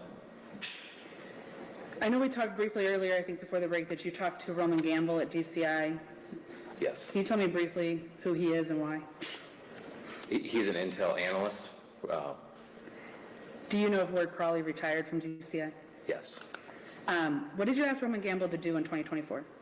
I asked him to take the Cellbrite extraction and the Google searches and to combine the search histories so as an easier workflow document for visual aid. And did you do that because your testimony at trial was being challenged in this post-conviction? Well, I never had that formal document made. That document's what Ward and I and Scott Rieger talked about. We never had it officially drafted, so I had Gamble create that document, merge the two searches. So you found that what you had from before wasn't sufficient, you needed something else? Am I understanding that? No, that's not accurate. It was sufficient, just a better workflow product. Okay, nothing further. Cross-examination? Thank you, Your Honor. Good morning still, Sheriff Hemseth. How are you? Good. Just want to ask some follow-up questions so we're on the same page here. And I'd like to start with the Google search document that we were just talking about with Mr. Gamble. You did a deposition in this post-conviction relief action in 2023, is that right? Yes. And at that point, it had been approximately 5 years since the investigation had occurred, is that right? Yes. And it had been several years since even the trial had happened? Yes. At your deposition, you were asked various questions, and your deposition's in evidence, of course, but you were asked various questions about the Google searches and how you came to certain conclusions at trial. Do you recall that? Yes. Was part of the purpose for creating this document with Mr. Gamble, was that to help refresh your memory of how you came to certain conclusions? Yes. And that was given the passive time, things like that? Yes, created a better workflow document for visual aid. You were asked some questions about completing reports in this case. Did you complete any reports in this case? Yes. And did you document portions of your interviews and investigation that you thought were important? Yes. But you didn't document every single action you took, everywhere you drove, is that right? No. Is that typical in an investigation to not document every single thing you do on a day-to-day basis? Yes. There was some testimony where you referenced that you didn't have access to reports prior to your testimony today. Is that in part because your case file, your reports, your evidence were provided to the state, the prosecution team as part of this post-conviction relief action? Yes. So it's not as though that you have somehow had the reports were taken from you for any other reason, right? Correct. You were asked a question about your theory on November 10th, 2018. Do you remember those questions? Yes. And this call came in from Mr. Mullis and his son as a farm accident initially, is that right? Correct. So the approach to the investigation was reliant initially on that representation? That's what the deputies had told me, yes. So was it only after the investigation and the autopsy, those results and information, that led you to determine that the investigation pivoted from an accident to a homicide investigation? Correct. So any steps you took in those initial hours and days were a result of how it was reported to you. Would that be fair to say? Yes. You were asked questions about former Deputy Rowley. Can I clarify, was it your understanding that Sheriff LeClaire, your predecessor, had confirmed via the, I think you called it the AVL system, or the GPS, that Deputy Rowley was nowhere near the Mullis farm? Correct. And when you say that Rowley was cleared, you don't recall specifically the exact time frame of when that AVL data was reviewed, do you? No, I don't. And the AVL system, Sheriff LeClaire is the one who reviewed that? Yes, he's the only one that has access. But you were aware in the flow of the investigation that Deputy Rowley was confirmed to not be in that area? Correct. And for whatever reason, that wasn't preserved, but it doesn't mean it didn't happen, right? Right. There were some questions about the autopsy, and you were asked how many holes they found in the coat or clothing. Do you recall that? Yes. And you had prior testimony where you were trying to recall how many holes they observed at that time. Do you remember those questions? Correct. And you thought it might have, your recollection at the time of your deposition was you thought maybe they had counted 6. Do you remember that? Correct. Would it be fair to say that regardless of your memory, that you would defer to the notes and the subsequent viewing of the clothes for what the evidence actually shows? Yes. So if the evidence shows there's 5 holes in the clothing, you would defer to what that shows? Yes. Regarding the Google searches, you were asked some questions about the harvest season and when planting is. And there's some, actually first, let me go to, there was questions about UTC time, which I believe is Universal Time Code. Does that sound right? Universal Coordinated Time. Thank you. The purpose of your investigation with the Google searches was not to determine what time the searches were, was it? No, specifically the content. So that was your focus, was the content of the searches? Yes. You were also asked a question about Miranda warnings. And to be clear, you were not in the truck with Agent Turbot and Mr. Mullis, right? No. So if Agent Turbot had read Mr. Mullis his Miranda warnings at that time before asking any questions, you wouldn't have been personally aware of that? I would not have been present. And the only other person in that vehicle besides those two is a former deputy who is unable to testify for other reasons, right? I don't know if he was in the vehicle or not, but yeah, you are correct. Thank you, Kelly. And that's because he has passed away? Correct. Thank you.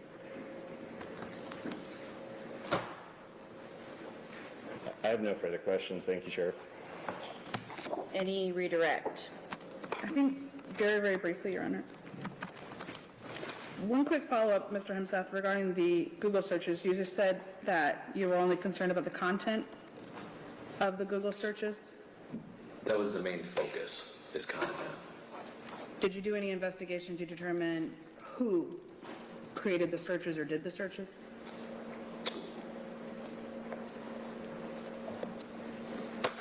What exactly you're asking? I'm trying to understand that you were investigating the content. Yes. Did you do anything to investigate who made the search? Ward Crawley and I worked on it. And I just want to That know would probably- specifically you. Oh, I don't think I did it. No.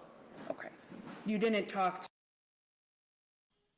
Okay, guys, quick heads up. It's almost 1 o'clock, which means what? It's almost math class time for kiddo. So, I just pinned I just linked it here. It's in the chat. Link for part 2 after lunch stream. Link is right there and available. Let me make sure that I made that public first. Hold on. Did I make that public?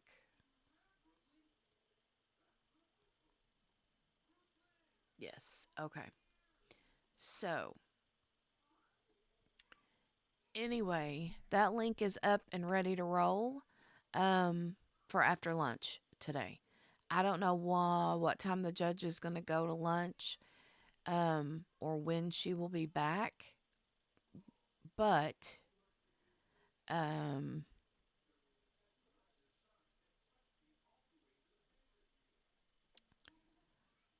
what's Anna saying? I'm trying so hard to... Trying hard to what, Anna? I'm sorry.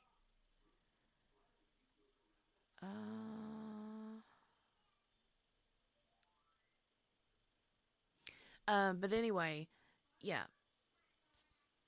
So I'm going to go do her math class. I'll be back in about 20-25 minutes. I will keep this stream going.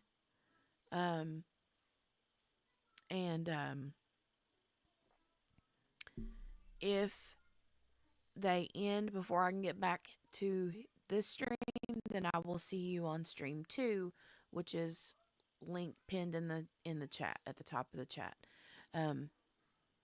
Keep in mind the time on that may change just based on what time the judge says they're supposed to come back. I think I have it set for 3 p.m., but I'm sure that will change. Yesterday, I think that they came back at 2:15 Eastern, I think.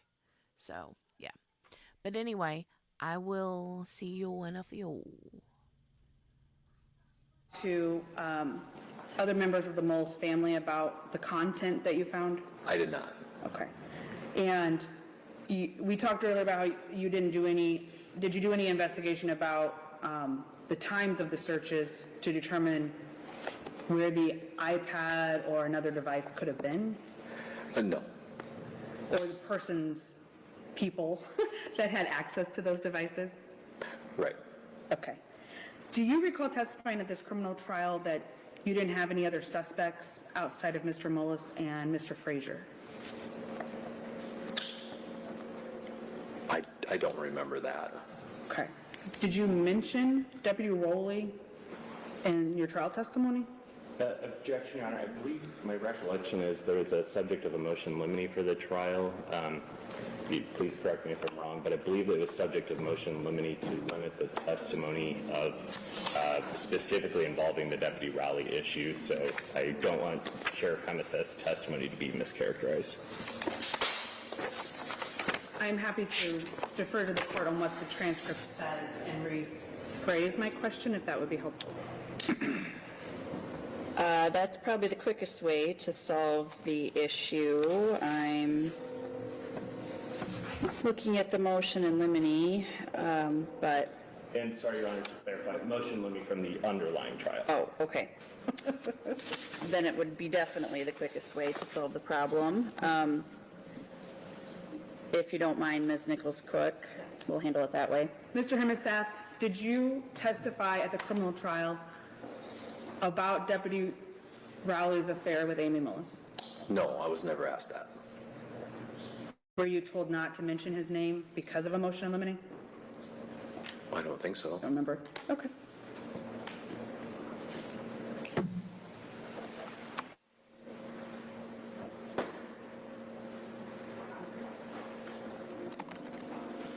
I just one more, Your Honor? Certainly.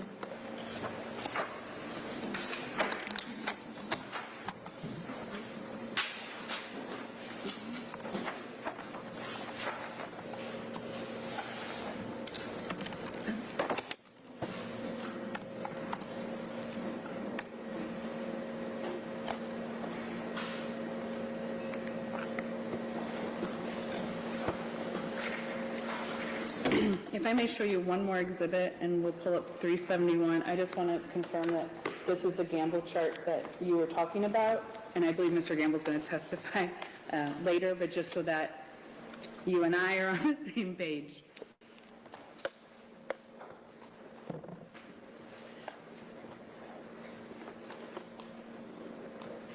Do you recognize this? Yes. We can scroll, I think it's a couple of pages. Should be like 6,400 searches at the bottom. Okay, that's a lot of pages. But does this appear to be the Yes. document you got back from Mr. Gamble? Yes, Okay, and what you were referring to earlier, is that better visual? correct. Okay, we can take that down. My last question is, are there any other notes or reports that regarding the investigation into Ms. Mullis's death or Todd's arrest that wouldn't be in your file? Not that I know of. And did you learn at any time about what happened in the car with Agent Turbot and Mr. Mullis after he was arrested? I don't believe so. So you don't have any information about whether Miranda was read at that time? I do not. Or what, if any, questions were asked? No. Okay, nothing further. Any redirect? Yes, Your Honor, but I'll try to keep it limited to 2 questions, which I'll regret in a moment. Sheriff Hemeseth, we'll try to get you out here in a second, but I just wanted to clarify. So you were discussing your investigation, the Google searches, the cell phones, all of that. Was all of that done with the assistance of other agencies and other investigators? Yes, multiple. So that included, I think you referenced Ward Crawley, who was an ICAC or DCI investigator, DCI agent Scott Rieger, all of those people? Yes. So your conclusions about digital evidence was all related to the totality of your investigation working with those other people? Yes, it was a team effort, yes. And then final question, your testimony here at the trial, your depositions, were you truthful to the best of your ability and your recollection of everything given the passage of time? Yes. All right, I appreciate it, Sheriff, and I have no further questions. Anything further, Ms. Nichols-Cook? One question, Your Honor. Have you filed any supplemental reports to correct your prior testimony at trial? I don't believe so. No further questions, Your Honor. I just want to make sure that we have agreement on the exhibits before the witness leaves. Okay. Do you want to confer with Mr. Bakke quickly off the record, or? Make sure the photos from 311, the Thompson report at 300, and the sheriff photo. Thompson's report, do you want the policy completely?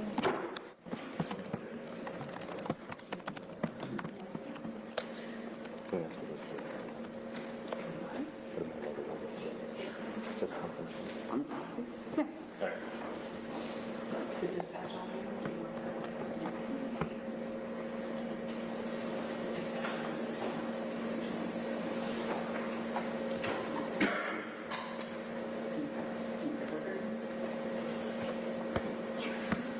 So, Your Honor, I think we're in agreement that we would move to admit Exhibit 311, the photographs from the Delaware County Sheriff's Office, to formally move to admit 300, Deputy Thompson's report, and then Exhibit 400, the policies of the Delaware County Sheriff's Office. We would ask for the caveat that they be filed at a level 1. And then Exhibit 297, which is the dispatch audio recording. We did not play that this morning, but we would move to admit it upon agreement for completeness for the record.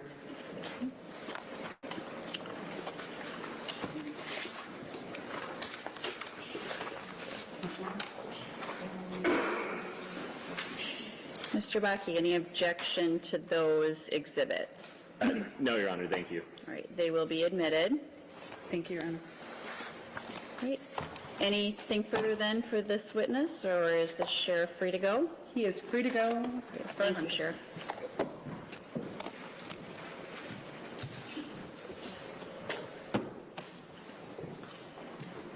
Okay, are we returning then to Dr. Nye? Your Honor, we did not have a good place for Dr. Nye to wait in the building. She is nearby. I'm wondering if the court might be amenable to starting our lunch break on the earlier side and reconvening at 1 o'clock or something in that time frame. If not, we can get her, but she is nearby. She's not in the building. That's fine. We can take our lunch at this time and plan on resuming then at 1 p.m. Court is in recess until then.